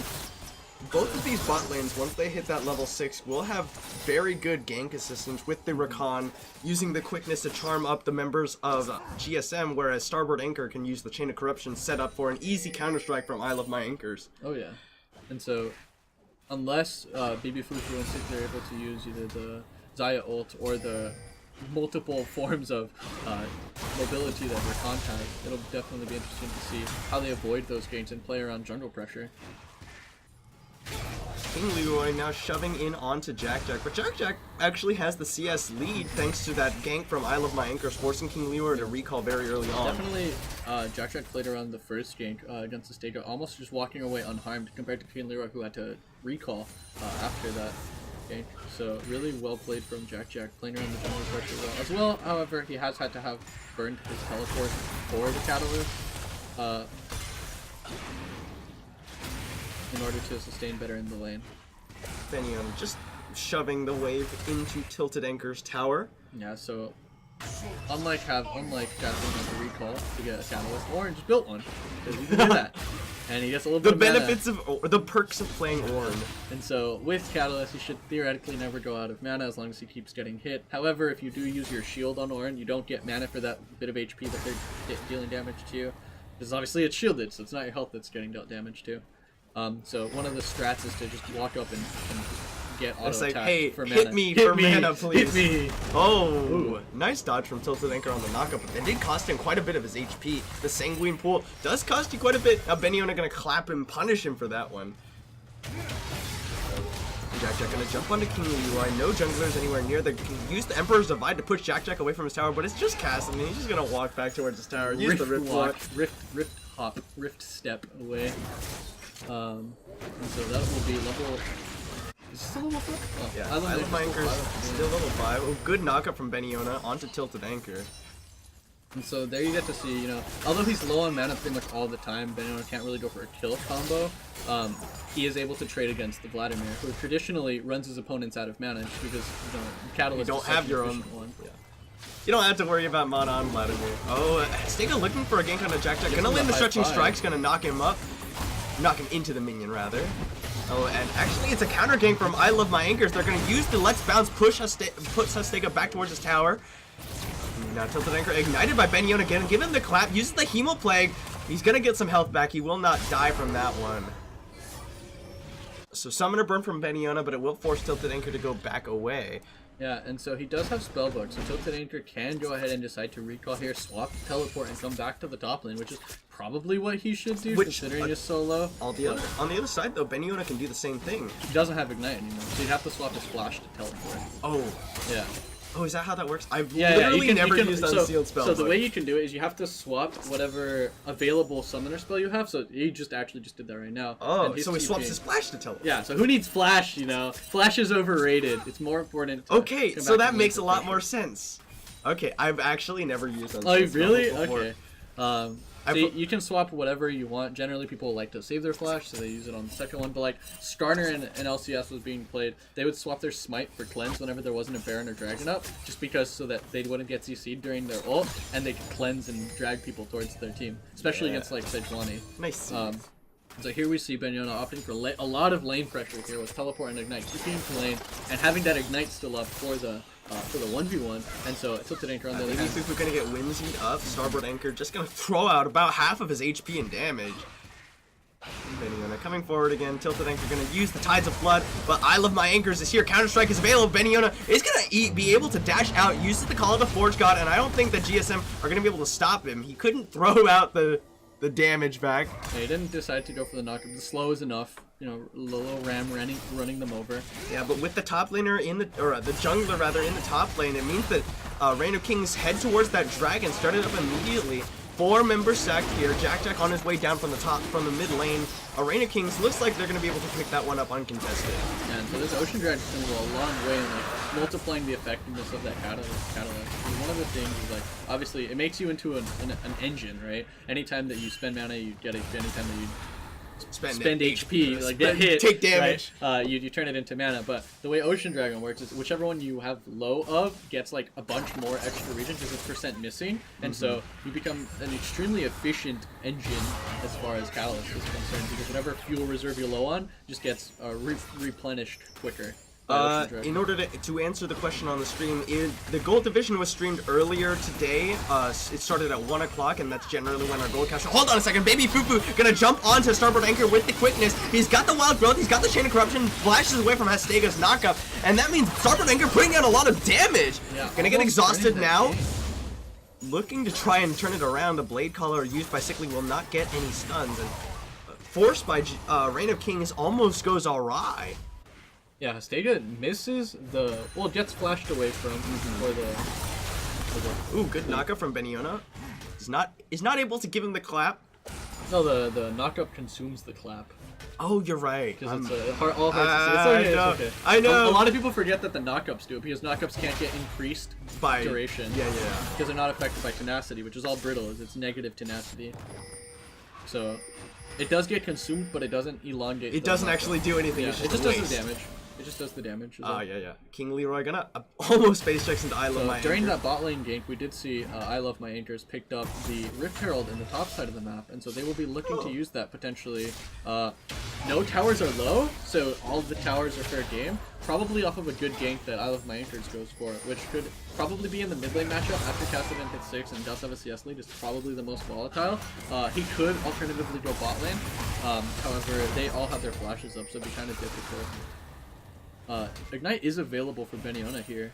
But the Chemo Plague is available and is used by Tilted Anchor. He ignites him for the damage or for the healing reduction. The Grievous Wound throws out the Call of the Forge God. Tilted Anchor is going to be using the stopwatch even though it wasn't aimed for him.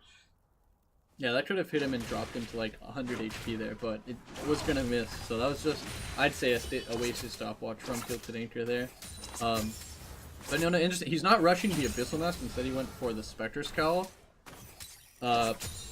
Probably because they do a lot of magic damage on the Reign side. of King's forcing hard in this top lane. I Love My Anchors wants to try and stop them, but putting himself at risk of being dove, doesn't want to stay for too long.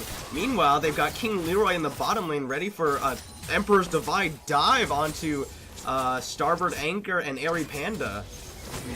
Oh, there we go, the quickness, he doesn't land the knockup, the Wild Growth comes out, and the Emperor's Divide into the wall, Chain of Corruption being used, King Leroy is taking up the tower, he does not have his stopwatch, and he can't get the kill! Starboard Anchor picks up first blood, now Sickly is in trouble, Starboard Anchor still wants to look for the kill, there comes Jack from the top side, the Rift Lock is available, he's gonna flash actually, uses the Featherstorm to dodge away, GSM, they will not pick up anymore, but King Leroy going too hard, uses both the summoners and dies anyway. I'm rooting for the Anchors. The Anchors were able to pick up a kill there. Yeah, okay, I'm sorry. My thinking got interrupted by some action happening in this game, but Gold Division stream is generally in the early afternoon on Sundays. You can find the bot. Uh-oh, Sickly's gonna get caught! He's able to flash out, but it probably means Baby Foop is gonna die. Stretching Strikes finds I Love My Anchors, the Let's Bounce comes out, flash away! Oh, that's stun! That was very unlucky / slightly poorly. I'm just gonna go and call that unlucky. If you get away with that low HP, well played from I Love My Anchors to keep the stun up, I guess, for as long as possible. Very close fight there. And then the Rift Herald was used mid lane. There, was about to expire. We do see that it does not kill the tower. So first tower blood, first brick. I mean, anyone's. It could be anyone's. I'm gonna say it really fast before we get interrupted again. Go. You can find the VODs on the channel, and they will be exported to YouTube later on this week. All right, Reign of Kings versus GSM. So all the magic damage that we lightly touched on, right? So Jax does about half and half. Varus does about half and half, especially with the Green Suits build and Lux Pixie on him. I'd say that it's like basically 4 members of magic damage for the side of. Well, that's a lot of damage. He's Proto about just to clear out the wave. If anyone about to give him another clap, but no ignite available. Jack jumping onto King Leroy again. That's a lot of damage. Is the Emperor's Divide being used to push Jack into the tower, but Hastega misses the elastic slingshot. Does not have a second target for the stretching strike, but Jack pops the stopwatch. Can he get out? He Riftlocks out to safety. Hastega, no, the magic damage shield comes through, and Reign of Kings cannot close. Yeah, so much like Cassidy's very efficient as the top side of the map for Reign of Kings, Ornn with this build is also very efficient. He has the Abyssal Mask and a Spectre's Cowl, and so this is just a lot of magic damage that Cassidy is just magic resist that Cassidy's not able to do anything against, because Ornn obviously is just purely base damage, is doing percent HP damage with his Bellow's Breath and Brittle procs. Oh, he gets the clap, he throws out the Call to Forge God and the Ignite. Solo kill for Baniona on the Tilted Anchor. Oh, a little bit too aggressive by Tilted Anchor to try and come back. He dodged that with the Sanguine Pool, but that costs you 20% of current HP. And with the Ignite available for Baniona, just pops him. Yeah, no stopwatch there, and no Sanguine Pool because they used it previously in the trade. It's just a very easy Ornn to land onto the Vladimir that's going back in for Q. Yes, CS, and just a random Q onto Baniona that wouldn't have been very impactful anyway, considering how much MR he has. So we just see more and more picked up for Baniona. A little bit of a miscalculation there from Tilted Anchor. Now Jack jumping onto King Leroy yet again. Yeah, King Leroy is having a hard time in this mid lane. It's just like Ornn's super efficient against magic damage. Cassidy is also super efficient and has just as much of a CS lead, basically mirroring Baniona in the top lane is Jack on Cassidy, so it's going to be decided how well can Jack roam versus how well can Baniona TP. Still holding on to the TP Ignite combo in the top lane. Did not decide to swap. You can only swap it when you go to base, and Ornn doesn't base very often, so it's important to remember which summoner spells he has. Stega just trying to clear out the minion wave, absorb it, pick it up. And he's trying to stop Tower First Blood from going down. That's what's happening. Jack and I Love My Anchors just trying to force it as hard as they can, but it will finally be going down. GSM pick up Tower First Blood. Yeah, so that is basically the aftermath of the Herald that was used in the mid lane from I Love My Anchors. Really good that they were able to pressure that lane and get that GSM, they're getting collapsed on here. The Emperor's Divide used. They get a knockup onto Starboard Anchor, and the Wild Growth not even able to be used by Airy Panda. Reign of Kings with 4 members here collapse onto GSM, and they pick up the 80 carry. And here comes the 5th. Call the Forge God comes out. Airy Panda gets knocked up. They use the Wild Growth onto Tilted Anchor. Now the stretching strikes will not land there. It means Airy Panda will be able to make it out. Or will she? No! Baniona breathes on her, and that means Tilted Anchor is going to be the one who makes it out. Bellows breaths on her. Yeah. I mean, he is the Bellows, he breathed. Yeah, he's a living forge, right? Yeah, exactly. And so that will be the answer tower back for the side of Reign of Kings, and it will be blood. Doesn't sound quite as impressive. It will also be a Mountain Drake going down in their favor. Yeah. So this Mountain Drake will help Saya Zir burn down Baron's we saw kind of in the previous game, or the first game of the day, instead of Saya or similar callback mechanic, but this one only stacks up to like 8, I think, reasonably well. Well, let's see. How many? It's like, it depends, right? Because the feathers last for 6 seconds. So how much attack speed could you get versus how many feathers can you get with it? And then of course you can throw out the feather storm as well for an extra. Like, if you're ulting to last hit Baron or Dragon, you know, you probably are gonna. No, but we're talking about what is possible, not what is possible. Ideal. So it'd be like 8 or 9. Because you can use the E and then start your combo, right? And so it's gonna be like what, 15? Oh yeah. 15 feathers. That's a lot. 15 or 14 feathers. Although they do have diminishing returns, right? Because they do less damage the more feathers fly Callista through. doesn't. So Callista's better. Yeah. Just infinitely stacking and executing. Looks like Starboard Anchor and Airy Panda. Oh, and I Love My Anchors get jumped on. Baby Fuku goes for the knockup. We'll only find one. And oh, that's a good quickness! They find Airy Panda again! Starboard Anchor and Isle of My Anchor is on the run out. Hastega launching another Elastic Slingshot. Is going to land one. Stretching strikes. No, he can't find it because he gets blocked. The rest of Reign of Kings on their way in. There's a counter strike onto 2 from Isle of My Anchors. Sickly uses the Feather Stroke as Jack jumps in. The feathers rip through him and Isle of My Anchors goes down. Now Jack on the run in. Gonna get knocked up and he's gonna get the Elastic Slingshot. And King Leroy doing what he can, but it's not enough. Jack gets too many magic damage shields. Now Starboard Anchor is the one trying to do what he can. That Sickly goes down. Double kill for the AD series of GSM. Baniona looking for Tilted Anchor. Gonna give him the clap. Calls the call of the Forge God. Knocks him up. Flash away. Will it be enough? No, it won't because of the clap. And another Brett. Another solo Cross kill. map plays happening in this game. So Adaptive Helm also finished for Baniona. Even more magic resistance, and then he's starting to build armor now. Solo killed twice now is Tilted Anchor compared to Baniona. It's just really having a rough time in this matchup, Vladimir and Ornn. Oh man. So the nice thing about Vladimir, right, is so usually you pick Vladimir traditionally actually as a game plank counter pick, but he can play safe, and so if he does start dying in these in solo and lane, he's gonna have a harder time transitioning into that late game teamfight status, because as you can see, he's now building a Spectre Scout, gonna probably itemize Visage so he can have magic resistance against the Ornn and the Zac and the Azir. The issue is he won't have as much damage for the teamfight, and so you're lacking like a tank to match the Ornn and the Zac properly, because you no longer have the zoning threat that Vladimir traditionally gives. And so it looks like GSM is going to be opting to swap the Vladimir out of that lane, now have Starboard Anchor and Airy Panda up here to match Baniona, and that makes sense that he doesn't have a whole lot of armor, but he does have those Ninja Tabis. yeah, he's now finished the Ninja Tabi, so Oh, Elastic Slingshot in, and this might have been a mistake. Airy Panda gets pulled in towards the tower and will be going down. Wild Growth comes out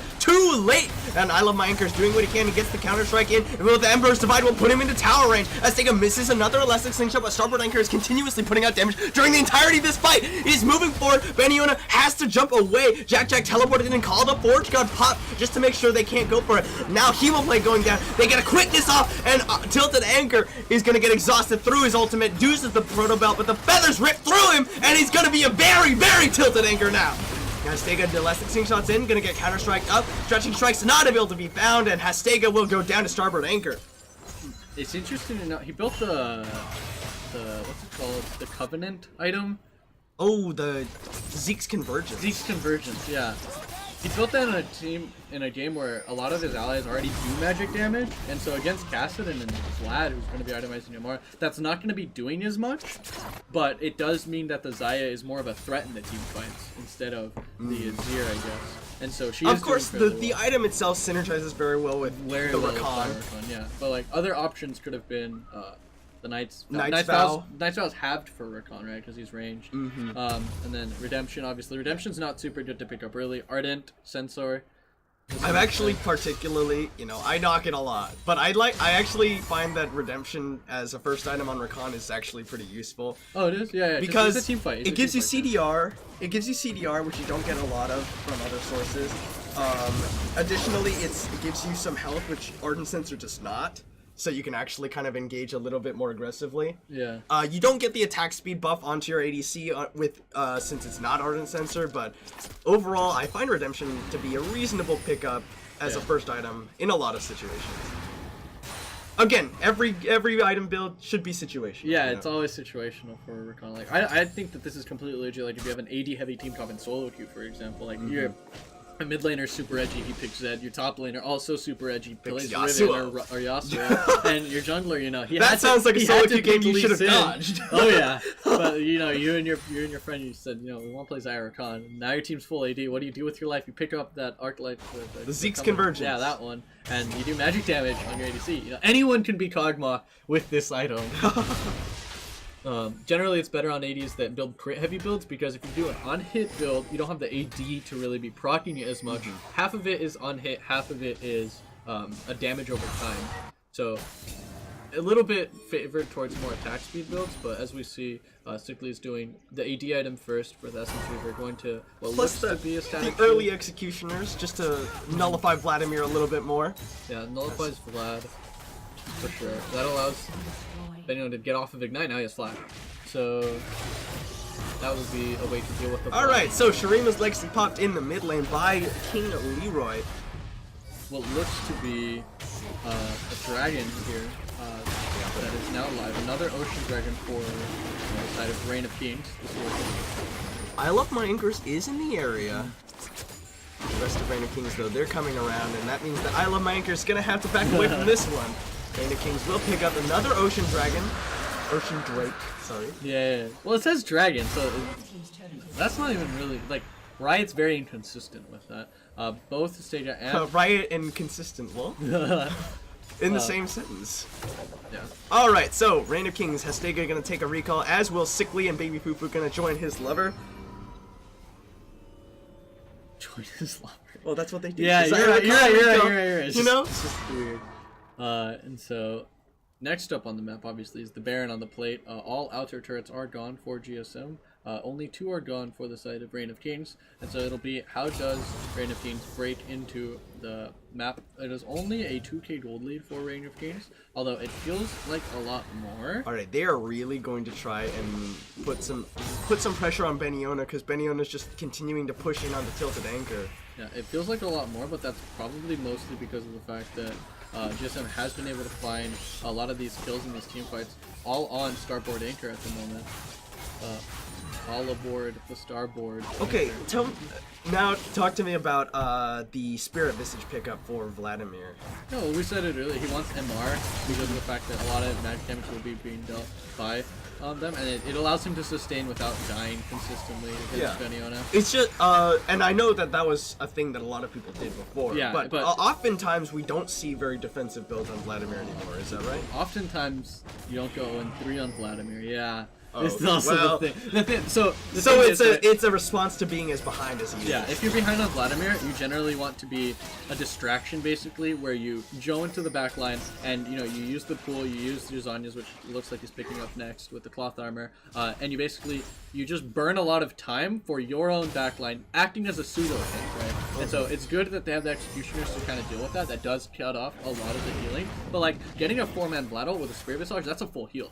Getting multiple what's his Q called? His Q? The transfusion. Yeah, getting multiple transfusions, especially those crit ones when you're low on HP, in between pools and in between Zanyas, that allows you to stall out a team fight 10 seconds longer than it should be. And those 10 seconds for that Varus, once it completes. Oh, Starboard Anchor flashes for the Chain of Corruption. King Leroy is gonna die immediately. As we saw right there, Starboard Anchor, those 10 seconds, he shreds the whole team.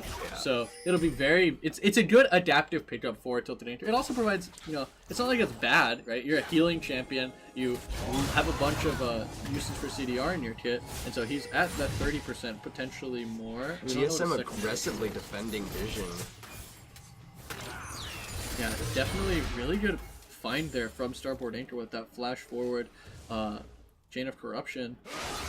100% KP. So they're gonna get a nice knockup onto him. They actually miss the knockup. The quickness comes in. They will taunt up all of them. Elastic Slingshot comes out. Let's bounce in. I Love My Anchors. The feathers rip through him, and Sickly will pick up a kill. Now to call the Forge God, and Starboard Anchor gets caught. Double kill goes over to the 80 carry of Reign of Kings. Throw out the Hemoplague. Elastic Slingshot comes out once again. Aztega looking for the stretching strikes. He will get it just before it gets blocked. Now Beniona is playing frontline. They get a knockout on a Tilted Anchor. Sickly's doing the damage run, just ripping through him. Again, more feathers come out. Roots up to Tilted Anchor, gonna get crit down after it flashes over the side. Wow, a 5v4 on the map turns into a win for Reign of Kings, 3-0. And now King Leroy back, and they're gonna start up the Baron. Very, very, very aggressive position there from Starboard Anchor. Without his flash, because he goes for the pick, was able to just get regular stretching strikes there from Hastega and kidnapped by the Let's Bounce. Baron over to Reign of Kings. Even though he has all the kills on his team, frontlining with Varus. Oh wow, he does have all the kills on his team. Not the most solid not ideal strategy, yeah. You can only really do that if you're playing like Lulu Cog and then you have 2 tanks on your team. Yeah. The lack of tanks makes the Varus positioning a lot more difficult this game. We mentioned that the Jax is building full tank, but he's not the traditional CC lock tank like the Zac, like a Malachi for example. Definitely. Now the level 17 Beniona on Ornn will just walk down casually. Jack says, "All right, I don't want any part of that." Walks back away. Once you get the Warmogs on the Ornn, it's almost impossible to bully him out of the side lane. Because now, speaking of that engine that we were talking about, right? So the Abyssal Mass still acting as the engine, but now you have infinite fuel for your mana bar as long as someone hits you.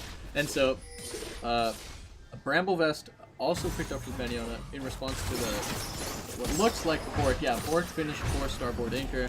He won't be able to drain tank off of Beniona, but will be able to drain tank off of Astaga. Once that Bork is finished, Varus is a very big threat against the tanks. They need to find a way to engage onto either the Varus or the Lulu, both of which are immobile, which Zac and Orange should easily be able to do, alongside Baby Fufu. Yeah, Baby Fufu has been finding some really good ultimates off in this game. Yeah, sometimes he misses the combo, but he's still able to get multi-man charms, and in that Wombo combo with the Orange combo, the Azir, the everyone, all while Sickly just rips feathers through this team. Sickly 6-1 into this game, picks up a mob. I like it, mostly because so much magic damage, you know? Even needs a Bloodthirster win, because like, it's kind of, it's playing towards that 10-second delay game that they really want King Leroy here. Jack Rift Walk's gone to him for a second time, but they've got Baby Fufu, gives him the Guardian Shield. It looks like Beniona's coming in on the right. They do have both ultimates available on their tanks in order to make a team fight happen, and the dragon will be spawning up. It will be an Infernal Dragon this time, which will help out the Xayah and the Azir tremendously. Zac and Orange don't really care too much for him. Does Zac even get AP? Only if he has some AP. Yeah, it doesn't. So Zac stays at 0 AP. Yep. I guess you get some bonus because AP, you get right? that so bonus your 8%. Zac build. The 8% AP of 0 will give you 0 AP. What are your thoughts on Beniona? He's clapping them with his orange brittle procs, for sure. Yeah, some might argue that Beniona is the top lane MVP and is opposed to Slappy. You know? That's the crown. He doesn't have the crown. He doesn't have it. Yeah. That's what we need to. That's to be decided. We're just waiting for the Slappy Apache Reign of Kings game, aren't we? That's like week 7. Yeah. It's pretty late. Alright, so Reign of Kings, they rotate down to the bottom lane with the Baron buff minions that Beniona has been escorting down there. And so what looks like a 5-man crash onto the tower. The Hemo Plague dropped, but there's no follow-up, and now Sickly is able to use the Feather... I guess he uses the Feather Storm. Just to dodge the Hemo Plague that he has them off for. Alright. Starboard Anchor trying to do damage. Takes a little bit out of King Leroy with the Sand Soldier. Yeah, so they're not up there, not hitting the tower. They're doing GSM doing a very good job of clearing the wave, the big Baroned up wave, scaring them away with the Hemo Plague. And so no more wave means they can't continue this siege that efficiently because Varus is good at wave clearing. Vladimir is decent at wave clearing, you know. 7 out of 10 for the wave. Kassadin not so Kassadin, much, right? Give you a 2 out of 10 on that one. You know, you can use his E. He rift walks onto the wave. Good luck in esports. And so, Beniona recalling, it looks like, go top lane to answer that very, very big wave. Building in favor of GSM. It has upgraded the Abyssal now, his first one, I think. You will have to More MR. Oh, Chain of Corruption onto King Leroy, but they don't have the damage, and that's a good quickness! They find Starboard Anchor, and Sickly is throwing out the damage! Tilted Anchor is having to run away, the Call of the Forge got off, but the teleport Beniona comes in to get the double kill, and the knockout onto Tilted Anchor, he's gonna go down again! Beniona goes unstoppable, Aztega finds the long-range Elastic Slingshot, looking for I Love My Anchors, but he can't find him, but it will not matter, 4 for 0, yet again in favor of Reign of Kings! Yeah, and so that will be a very clean fight from Reign of Kings. You know, they did have Benny on the top lane with teleport, and so GSM did their best attempt to try to find an engage. And again, just like we were talking about the frontline bars, Baby Fufu sees it and he says, "That's my guy." Quickness in, gets the charm, and says, "Clean him up, guys." Yeah, so that will be the game for Yeah, it'll be the game. Reign of Kings are gonna pick it up, and that will mean they go 2-1 in the first 3 weeks of OKLCS. What is the hexile? Would it be hexagon for 6? Well, hex is 6, but we're looking at 8ths, right? Well, because there's only 3 weeks played, so yeah. Maybe we should divide it by 6 instead. No, it should be 8. It goes by powers of 2. But what if we did it by 3 instead? Because there's but that doesn't make weeks. That's not how it works. That's not how mathematics works. 3-0, 2-1, 1-2, and I guess there's only 4 different outcomes. Let's see. Yeah, you're right. All right, well they won, so they're exactly. 2-1. All right. GSM is what, 1-2? GSM, yes, they will be 1 and Okay. 2 following this defeat at the hands of Reign Bottom of Kings. half versus top half. Then let's go with that. Sure. That one we can agree on. That one we can agree on. All right, that is going to be Reign of Kings taking the victory over GSM. We're going to take a short break before we get into, I believe, the final game of the night. Too so, Fast, Too Furious versus the other one. OU Diamond. OU All right, Diamond. so thank you all so much for watching, and we'll see you in just a few minutes.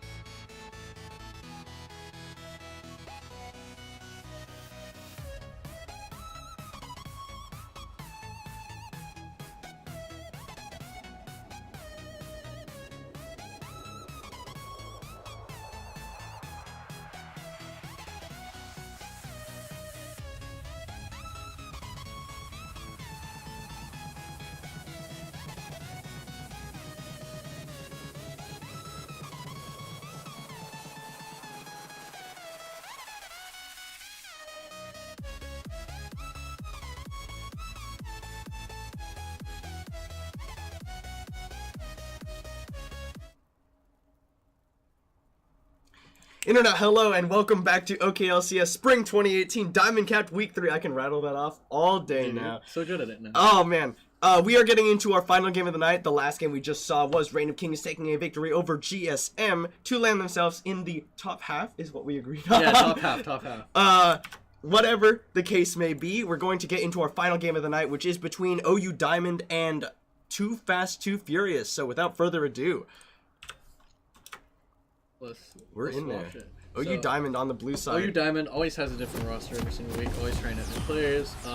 As we get later on into the weeks, they will eventually solidify, lock down their roster for the remainder of OKLCS. And so I guess they're pretty much always rookies, right? So rookie Aviz in the top lane playing Shen. Ferris Bueller, we've seen him actually in past weeks. I believe he was playing Nunu. This game he's playing Sejuani. And this is my new name on Kassadin in the mid lane. What do you want to call him? New name?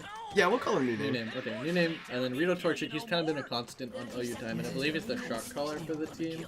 Yofish as well, a relative constant on the support role. So I think last week we saw somebody else. for support? Yeah. Yeah. If I'm not mistaken. This is the second time we see Yofish, second time we see Ferris Bueller, right? So, Bear trap on a rope misses. close. And on the side of red side, we have Too Fast, Too Furious with Weenie on the top lane. Seismic on Skarner in the jungle, Chris Miss on Vigar, Tien Sama on Sivir, and Agent A2 on Alistar. And so I really like the Skarner pick, mostly because Skarner's been getting a lot of hype in the LCS and in LCK and everywhere ever since he got buffed and the other junglers got nerfed. So Sejuani currently, on the current patch, has like a really long charge duration on her Q, the Winters. The Arctic Assault. The Arctic Assault, yeah. And so one of the things is that Skarner also got buffed. His E, his like crystal impale, like the bullet he shoots. Yeah, I don't know what the heck it's called. What is it's called? Oh, I know what it is. I can't It's like remember it. I'm just crystal impale. No, that's his ult or something. Let's check it. Fracture. Fracture. The fracture got a buff. Yeah, the ultimate is impale. I believe it's whenever you auto attack something that's been impaled, you get a like lower cooldown reduction or whatever. Which is like a pretty big deal as far as jungle clearing is concerned, because a lot of Skarners have started maxing it and then clearing with that. Skarner, nice bear trap on the rope there. Skarner doesn't really need to go. He did it this game. Both junglers did it this game. I don't like it. I'd rather see machetes. Really nice trading there from Aviz in the top lane. Already taking Weenie off of his high horse. Or high lizard, high as Skarl. it were. High Skarl. Oh, he does have the W. He's gonna get the remount, and Aviz gonna get bear trapped on the rope. He's gonna get dismounted again. What happen is instantly dismount from your remount. Oh, Weenie flashes forward. The pocket pistol comes out, Very and aggressive. Aviz feels the need to flash away. So, I don't like that. I don't like that super aggression from Weenie because of the fact that he is playing a very gankable lane, right? Shen has very good gank setup because of the fact that if he lands the taunt, he does get the sword pass through.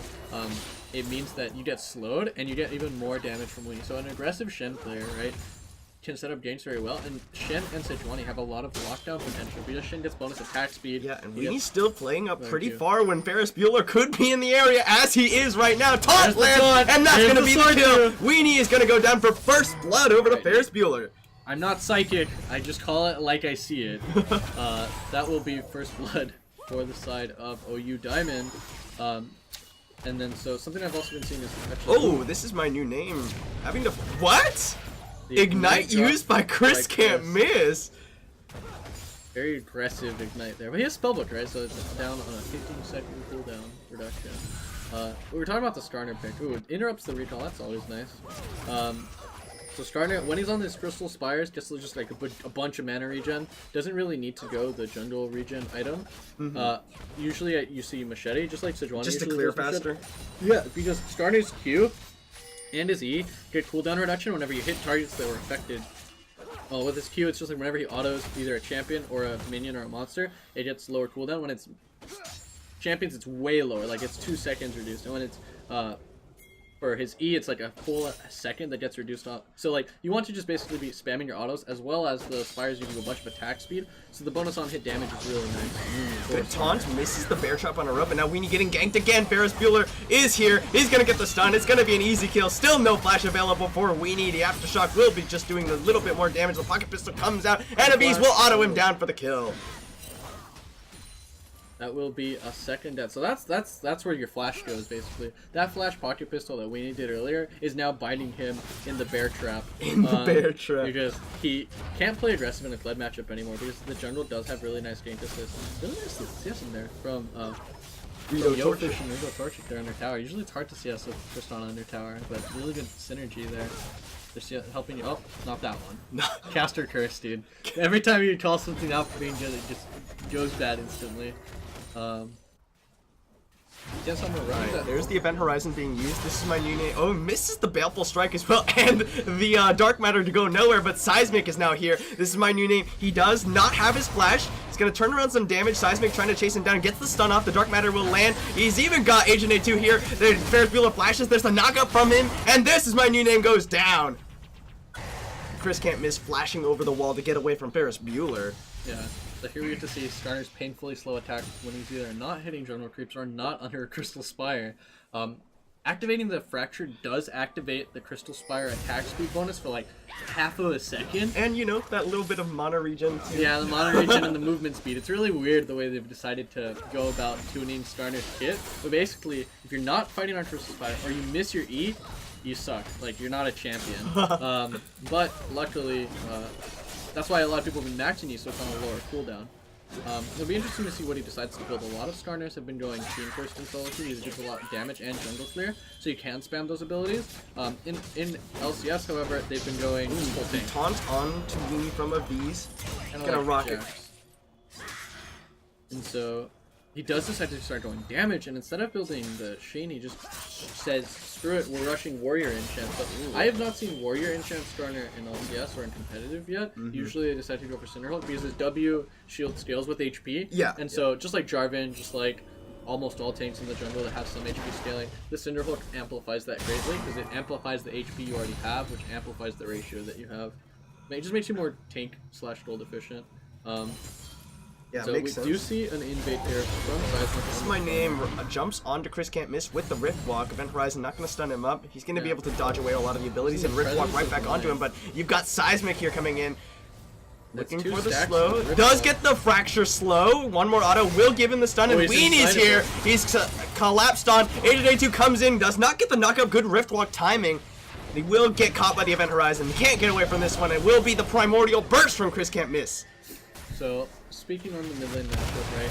Vigar versus Kassadin. Vigar's not the best lane bully in the early game, so generally Kassadin's very strong counter pick, and it's good to see Seismic punishing, this is my new name, going so aggressive in the matchup so early, right? We did get the flash off against the Kassadin earlier on in the game, which means that any aggression that he does is extremely risky. It's kind of like Yasuo in the sense that he has to jump forward in order to go for aggressive trades, and if there's an Alistar in your lane or a Skarner in your lane, you're quick to fall if you get CC'd during that combo. So Chris Can't Miss laying down the baby cage, making sure that this is my new name, can't run around.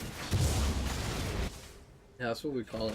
If you get stuck in there, you start crying like a little baby. You're just like, get me out, dude! It's like, you don't even have to land the stun, you just get stuck in there for 3 seconds. Yeah. And then here you see Chris Can't Miss actually deciding to go for more defensive itemization. He's going the Abyssal Mask first. I really like it, mostly because you do have Sejuani who deals hybrid damage, Shen who deals hybrid damage, and Kassadin who deals mostly magic. And you're in that volatile matchup, you know, Skarner can't be there forever. Weenie going aggressive onto a V, he's gonna charge through, or joust Yeah, joust twice.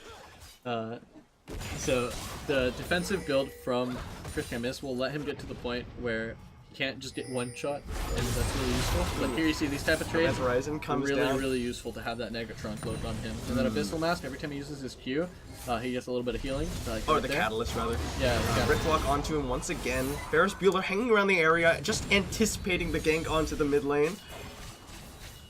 And then this one bot lane, both ADCs relatively the same. Both PF swords, same amount of farm. Gold lead, however, is only 700 gold on the side of Too Fast, Too Furious, mostly stemming from the jungle and the mid lane. The gold is made up for in the top lane, where Weenie is still ahead on CS, but he did die twice, so Jen has a little bit of the gold lead in that. And this is the bear trap on the road, just gonna joust back through, but there's the Shadow Dash in from a V's. trade pretty closely. He's gonna get the bear trap on a rope as he gets dismounted, and now Aviz is in trouble because he got Seismic in the back pocket. He's gonna flash forward. There's the impale or the fracture slow, and it will not need the impale. The impale is the ultimate. Yeah. However, when Skarner does the animation on that skin for the stun, it does use the stinger. Yeah. So it looks like it's impaling. The little scorpion sprinkle thing. Yeah. So Seismic now 2-0-1 on Too Fast, Too Furious. Really showing pretty much how to play the Skarner with this very aggressive build. Oh, they're using the charge in the top side of the map, trying to chase down Ferris Bueller in his own jungle. Seismic aggressively invading, and Chris can't miss this even here. The flash for the bear trap on a rope. Ferris Bueller gonna get pulled back into the stun from Seismic. The Event Horizon comes down. They will get a stun off of the Stand United, and Ferris Bueller will go down to the Primordial Burst once again from Chris can't miss. Yeah, so we see a lot of Skarner picked against Sejuani.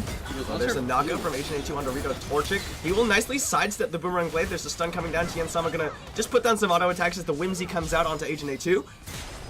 Nice. Very well played there from Dorito Torchic to minimize the amount of damage he's taking there. Just so that the shield's enough, we see Weenie bouncing up and forth from Skarl. We see a lot of Skarner picked into Event Horizon. No, not gonna catch him again. Skarner's traditionally picked into Sejuani because he can clear fast, as well They as... joust through one another. Christ. They just dash through. Whoever falls off after they stand there awkwardly. Weenie gonna continue to go aggressive onto Aviz because he's got the violent tendencies to get some of that courage. So Seismic making sure that his top laner wins the matchup. Wasn't there for the first initial games, but is there to babysit the baby Kled when he's not with Skarl. Baby Kled. Skarner's usually picked against Sejuani because of the fact that he can fast clear, like faster than her, as well as once her passive wears off, or in this case also her aftershock, is actually squishier than most tanks because her base resists are fairly low. And so if you impale her, she's a very good target to focus, as long as you have some form of finisher, and Vidar does exactly that. The Primordial Burst with the execute damage. Very high AP ratio as well on an infinitely scaling champion.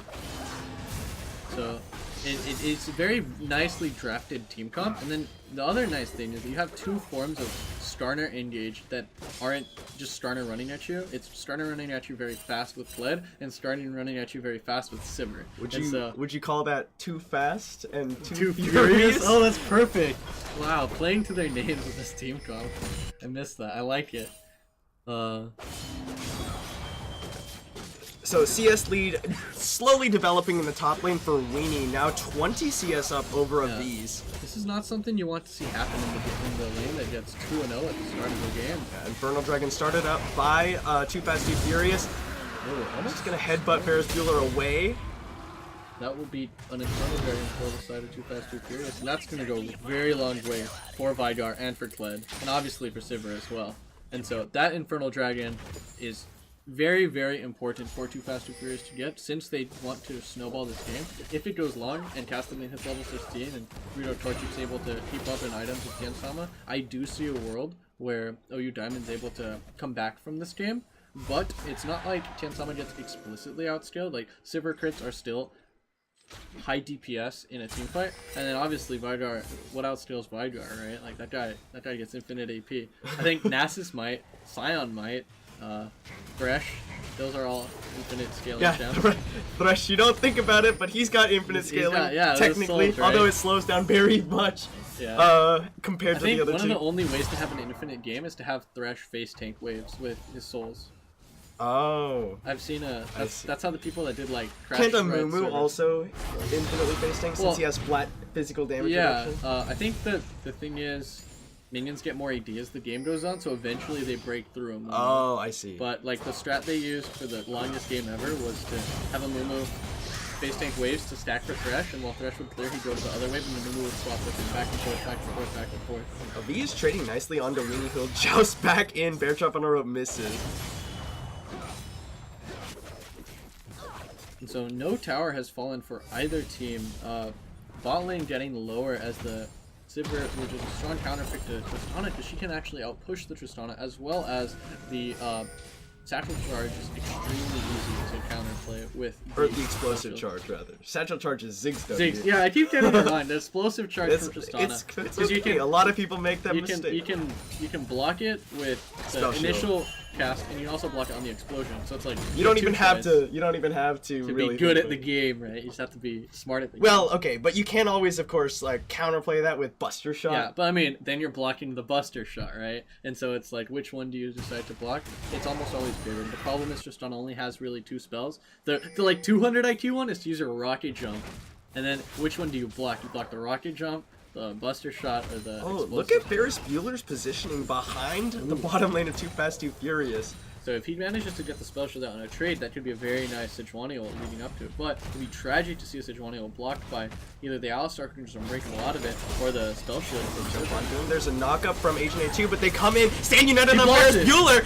He's gonna use the spell shield in. They taunt up Agent A2, but he breaks it with the Unbreakable Will, and now they've used the ultimate because Wee's in the mix. He's gonna get the bear trap on the rope. Reed Torchic flashes away. Yofish taking a lot of damage, but Chris can't miss, followed with his own teleport. Event Horizon comes down, and it will be a 1-for-0. Seismic actually cancels the teleport from This Is My New Name on his way in.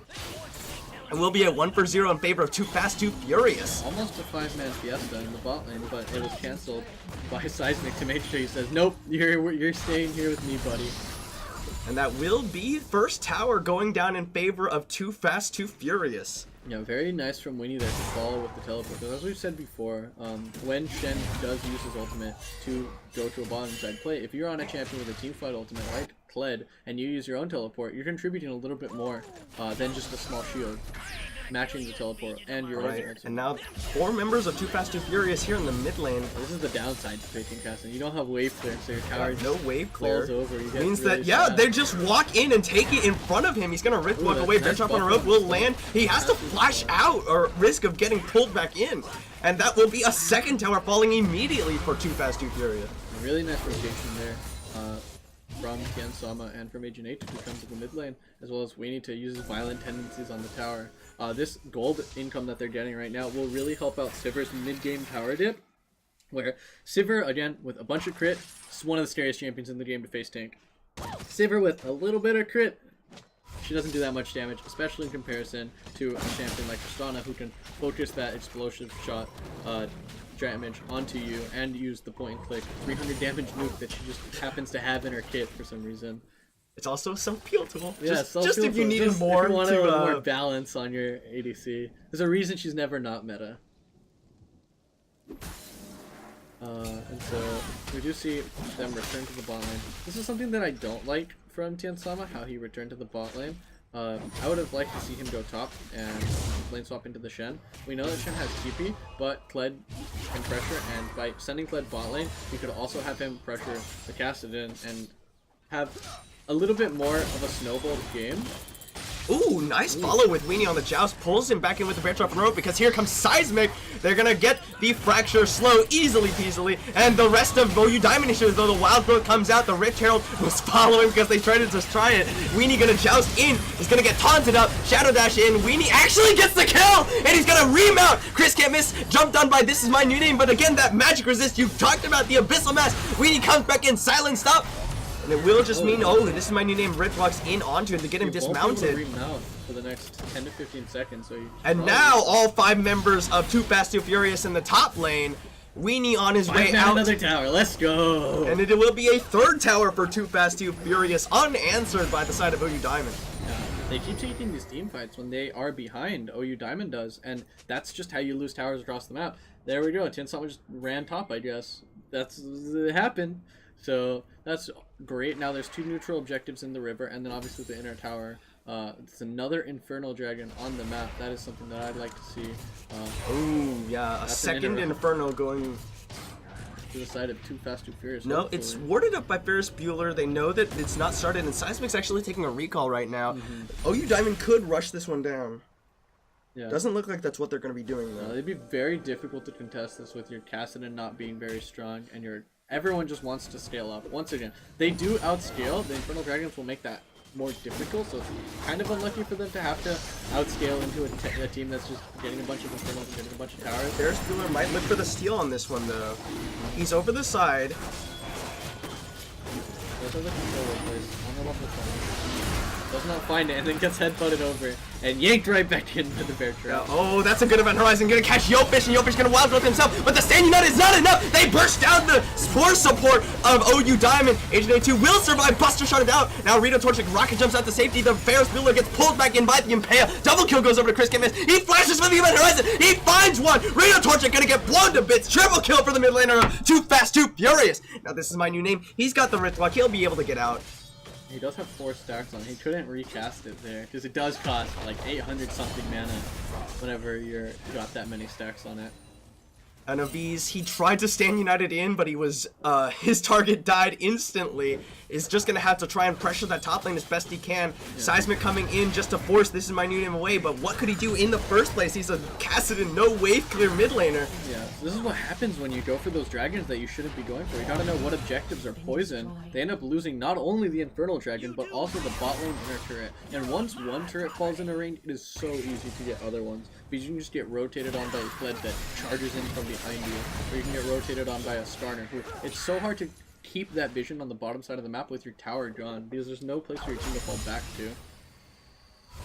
Baron now on the map. Did they ever get, no, nobody got Herald, right? So no Herald going goodbye, down Mr. this Herald. game. They tried. It showed up to the top lane party, but no Herald.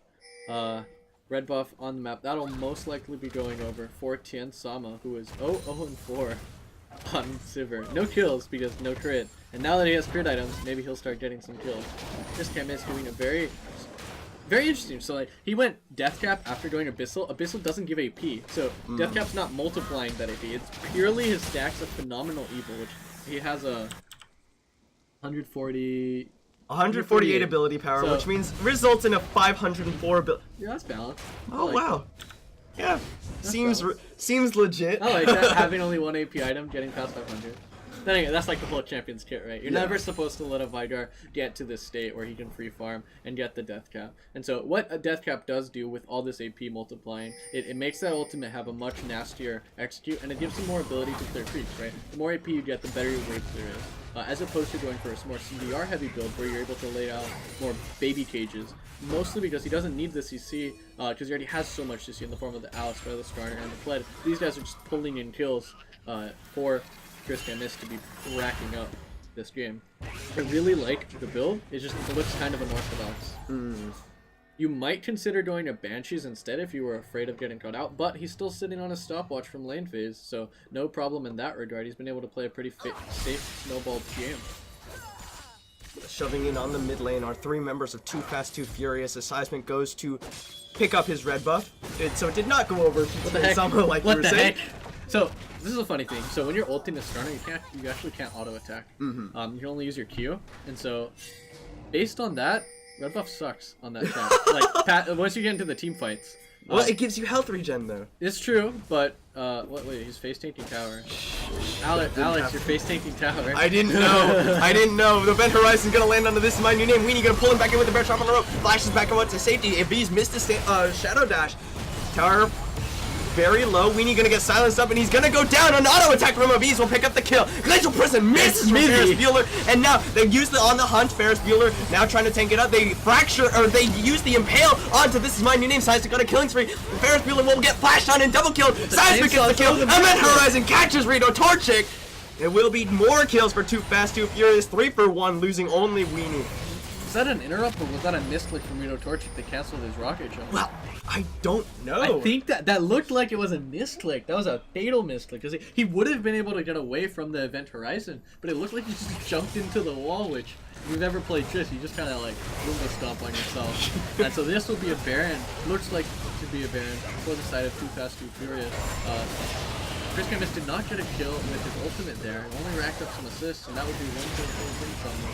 Also then instead going towards Seismic, was able to pick it up with the chainsaw there at the very end of the queue. Yep. The Baron goes over to Too Fast, Too Furious. Oh golly. When you have these champions that don't get played for years, Crystal Slash. Not Pulse, Close. it's a Slash. What's his W? Is it Crystalline Slash? Exoskeleton. Who's gonna say that? Activates the exoskeleton. I mean, it's so hard to tell when he activates it because it just sort of like pops up on him. Like, most people probably wouldn't even notice. Yeah, he uses his shield to run in, all fast and Pokemon sneaky like. Pokemon sneaky like. Yeah. It's an interesting term. I understand. Yeah. Starner has a Pokemon reference. If he stands in a bush for too long, he says Skarner. For the uninitiated, it's like, oh, you find Pokemon in the brush, Yeah. the wild Pokemon in the brush, and Pokemon only say their name. So there you go, the There full you go. reference. Now you understand why. References suck if you have to explain them. You should just say he has a reference. Like, All right, the explain Shadow it. Dash in onto Weenie as the rest of OU Diamond are all here. The Bear Trap on the road not gonna do Oh, much. he The uses Glacial ult. Prison gonna be used, and Weenie is gonna use the charge to run away. Polymorph comes out. He's gonna use the Pocket Pistol to put more distance, but you know Kled gets slower when he runs away from champions while he's not on the Raptor. Weenie will go down, but it's gonna cost them an inhib in the bottom lane for Too Fast, Too Furious. Yeah, so this is the price you have to pay if you collapse on the 1-4, is that the 4 will just ruthlessly push, and as long as you don't have Wave Clear, which as we said, Cassin is not a Wave Clear champion, you're really only relying on that Tristana, but Tristana also went, and so that will be an inhibitor for the side of Too Fast, Too Furious. And a third Infernal Dragon. That's just actually unlucky. If you're playing on OU Diamond, you're thinking, man, we'll steal to late game. Nope, 3 Infernals for Vigar. Good luck in esports, dude. And so that Oh, would be, he goes in, gets and- headbutted out again. Okay, I thought he smited and got it out that fast because he had the window for it. That would have been nuts for Ferris Bueller to steal that. So that will be a third, no, not a third crit item for Sivir. Just two. No, Almost a crit, third. Almost. And then Vigar building up a little bit more AP. Alright, Seismic just walking forward. Vito Torchic is gonna run out with the rocket jump. No QSS available for So- the AD carry yet. They did use the Glacial Prison on the Weenie when they were up there, when he was only 2 stacks away from getting stunned just from the regular bola toss that Sejuani can use. Oh, Flash of Ben Horizon for Chris can't miss. That's the signal. They go in the Flash knockup. They suppress, sorry. Ferris Bueller. Tien Sama uses the Spell Shield. Aviz has to Shadow Dash defensively. They kill off the jungler and the support. Weenie gonna get dismounted. They will kill off Rito Torchic with the Event Horizon. They knock Aviz back into the team and he will go down. And now, with no wave clear, this is my new name, has to run away. And they'll use the charge, trying to find him. They will not get the aggro onto him. He's just gonna rickwalk back towards the fountain. Too Fast, Too Furious. They back up. They get the Baron onto this bottom lane wave, just crashing in. They're gonna focus down the Nexus towers, and that's probably gonna be it. Yeah, that's a 27, almost 27 minute win. Not as fast as the Wadu Heck victory this game. Not This fast, but week. much more furious, for sure, with the flash forward from Chris Can't Miss and the constant aggressive plays from Weenie and Seismic that game. It was very... And with the 100% death participation, Weenie takes Oh yeah, and nobody done except Weenie. Nice. Oh, well done. That's how you ruin your KD. So, Too Fast, Too Furious pick up their first victory in the Spring 2018 split. Yeah. yeah, that'll so be- sadly and, we won't be able to show the once again the Sky Zero versus Oklahoma Diamond Rush. That was on a different patch. It got updated halfway through the week. If you want your game streamed, you gotta play it on the current patch, or else you can't do anything. Unfortunate, Sadly. but just as a reminder, Sky Zero did take the victory over Oklahoma Diamond Rush, meaning They're that undefeated. they and Apache sit at the top of the tables 3-0 after 3 weeks of OKLCS. So that'll be, when do they play? They play in week 5, so not this week, but So- the next week. 2 weeks from now. So- if they're still undefeated, that'll We'll be see. a very hard matchup. Who are they This playing week, versus? Apache will play United as One, and Sky Zero will play Too Fast, Too Furious. Okay, so now that the standings are a little bit more concrete, right? Now we can have, upper half, bottom half, undefeated, hasn't won a game, right? We can start talking a little bit. I plan on releasing another power rankings thing now that we're a third of the way through the season, every excellent. 3 weeks, and so that will be spice full of anchor memes or Diamond. OU Diamond won a game, right? So Yes, they won against United as One in week 2. gotcha. So as it stands right now, if I'm not mistaken, there are 2 3-0 teams and 1 0-3 team. Yeah, Oklahoma Gold Rush is 0-3. Oklahoma and Diamond then, Rush. Yeah, your Diamond Rush. And then the 2 undefeated teams are Sky Zero Apache and Apache. and Sky And Zero. then which ones are 2-1? 2-1 teams include Reign of Kings, Wadu Heck, I think that's all of them. Okay. Wait, no. There's no way. There has Wait, to be another oh, one, right? that's all of them. Okay, and so everyone else is 1 and 2. Yeah, everyone else is 1 and 2, which includes GSM, Too Fast, Too Furious, OU Diamond, and Sneck. Gotcha. So maybe Yeah, maybe that we'll do adds up. like predictions for the power, because it's like obviously you can power rank the current stuff, but it would be like predictions for the next 3 weeks set of matches based on these last 3 games. So obviously like maybe the 5th and 6th weeks are a little bit harder to predict, but I'll do my best. All right. And then we can we base all that. we all very much look forward to the next power ranking. Or is that what you're gonna call them, or are they more of prediction type things? It's kind of hard to call. Forecasts. Forecast. I The don't forecast for know. OKLCS. Named pending trademark. All right. Looking forward to that from Beniona in the next week or so. As for us, that is going to be it for the Diamond Cap stream of Week 3. We do have one more Week 3 stream, Platinum Cap, which will happen tomorrow at 6 o'clock p.m. Hope you all are there for that, and we'll see you next Sunday at 1 for Week 4. Thank you all so much for watching, and that will be us signing out.